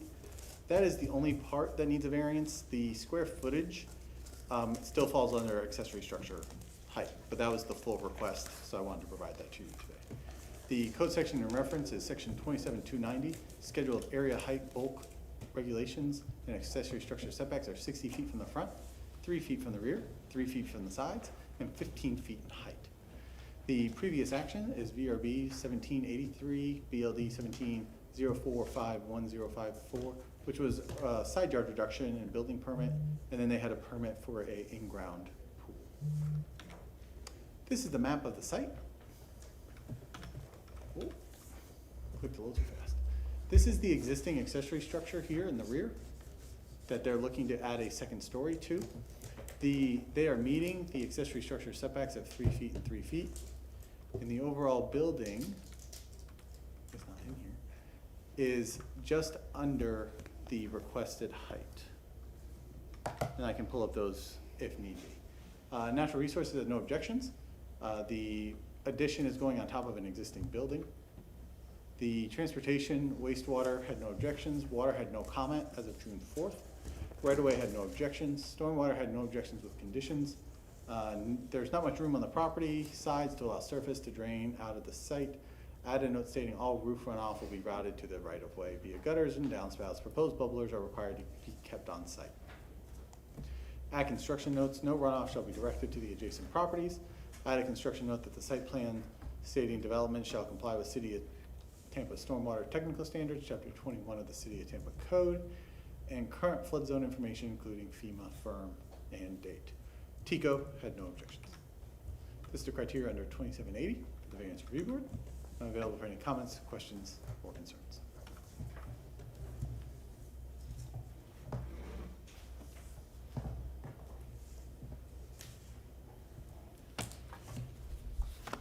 Steve Michelini, I've been sworn. My address is 2407 Sunset Drive.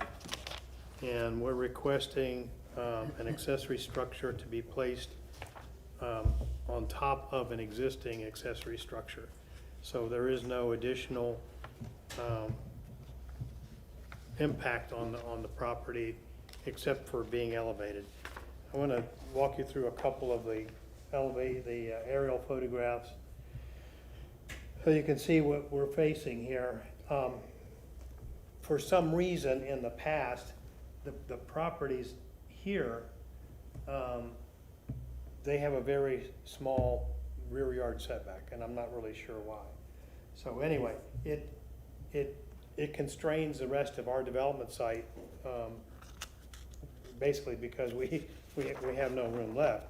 This is the subject site and the existing accessory structure in the rear. This is another view of the same structure. Is that okay? Mm-hmm. Again, the same configuration. You see the accessory structure here. And normally you would have, more room over here, although we're abiding by the rear yard setbacks. The house is relatively small. There's another view. Another view. The property is only 50 feet wide, and it's about, let's see, it's about 1,600 square feet of housing. So anyway, I've got some pictures of similar solutions and similar houses in the area that have done, and I'm not sure if these had variances or not, but they do exist in the same basic configuration where you see a room over a garage. This was a little more elaborate where they've actually attached two different structures. There's another one. And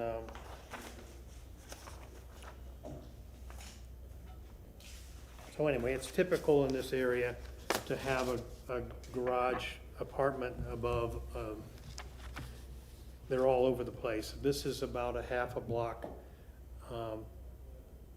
to the south of New Suburb Beautiful, and most of those structures have garage apartments of some sort. Most of them have rental certificates. This would be owner occupied in order to provide the space that they need for their family. This is not the practical difficulty is the lot is small, and this is the only area that provides for them to have their expanded use of the property without having to sell. And I know that economic difficulties are not part of this criteria. However, with the way that the prices are going with housing, we are more likely to stay in place wherever we are than we are likely to move. So this provides an alternate for them to stay in place and not have to relocate. The practical difficulties in the section, there is not self-created hardship. The property is developed the way it is. They didn't change that. The variance, if granted, would not substantially interfere with the health, safety, and welfare of others. They did visit with their surrounding neighbors, and there were no objections from them. It is in harmony with the comprehensive plan, as it provides relief when necessary for reasonable reconfigurations and lot adjustments for their property. And allowing the variance would result in substantial justice being done. I have elevations to show you. This is the existing elevation here, and this is the part that faces Georgia. This faces the rear of the property, which already exists. This would be the new configuration if your board approves the addition of the second level. And so this would be what the second level would look like. It is compatible in design and characteristics, size and scale. So it's not introducing something that's foreign to this area at all. It is absolutely consistent with the development pattern and the designs that are located in the area. This matches the design of the house, and it is not unusual. So I'll be happy to answer any questions you might have. That concludes my presentation. We respectfully request your approval. Okay, questions from the board? Do you know when the home was built? I'm sorry? Do you know the age of the home or when the home was built? Hold on, I'll tell you from the property appraiser's record.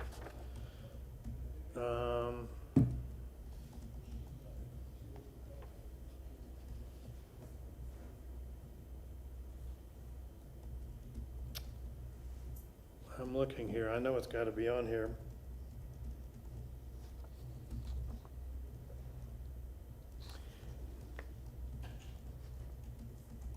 Prior, I'm guessing somewhere in the 20s. I assume it would be an older home due to the size comparison of what people Yeah, are building on lots these days. I know that it has to be on this sheet somewhere, but they changed the layout of the property appraiser's webpage. They sure did. Mm-hmm. The older homes are harder to build with a modern family. I know it's on here somewhere.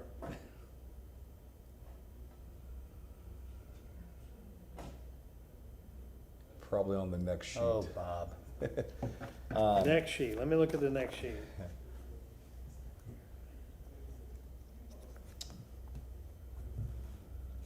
$1925. There you go. Yeah, there you I have to search for it now. They changed the format. Yeah. The second story, access to the second story will be stairs within the existing garage, or will there be an external staircase? The elevation shows that I didn't see anything on the external from the elevation, you guys. there's a plan though. there's no exterior stairs showing, so it'll have to be through this door. Okay, so they'll be done from the inside. All right. Was there a site plan submitted with this one? Yes, we submitted a site plan with the. Hold on,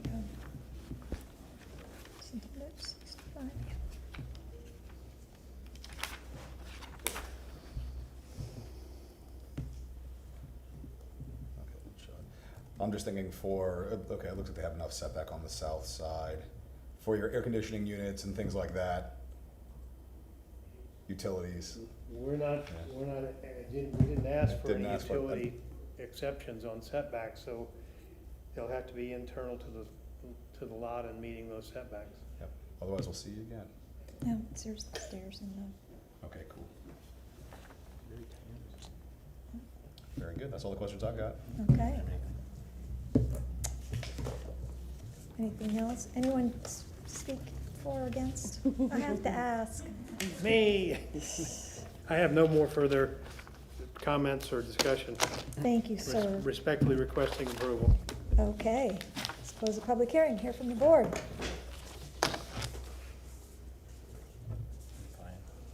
Anybody else want to make a motion? I can't, so you. No, you can't, but Why not? Reason, existing.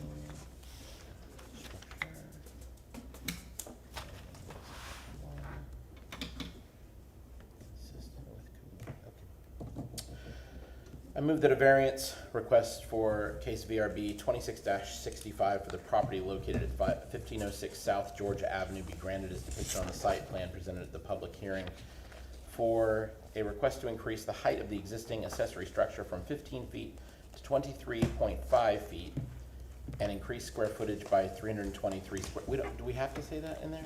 Okay. Let me restate it.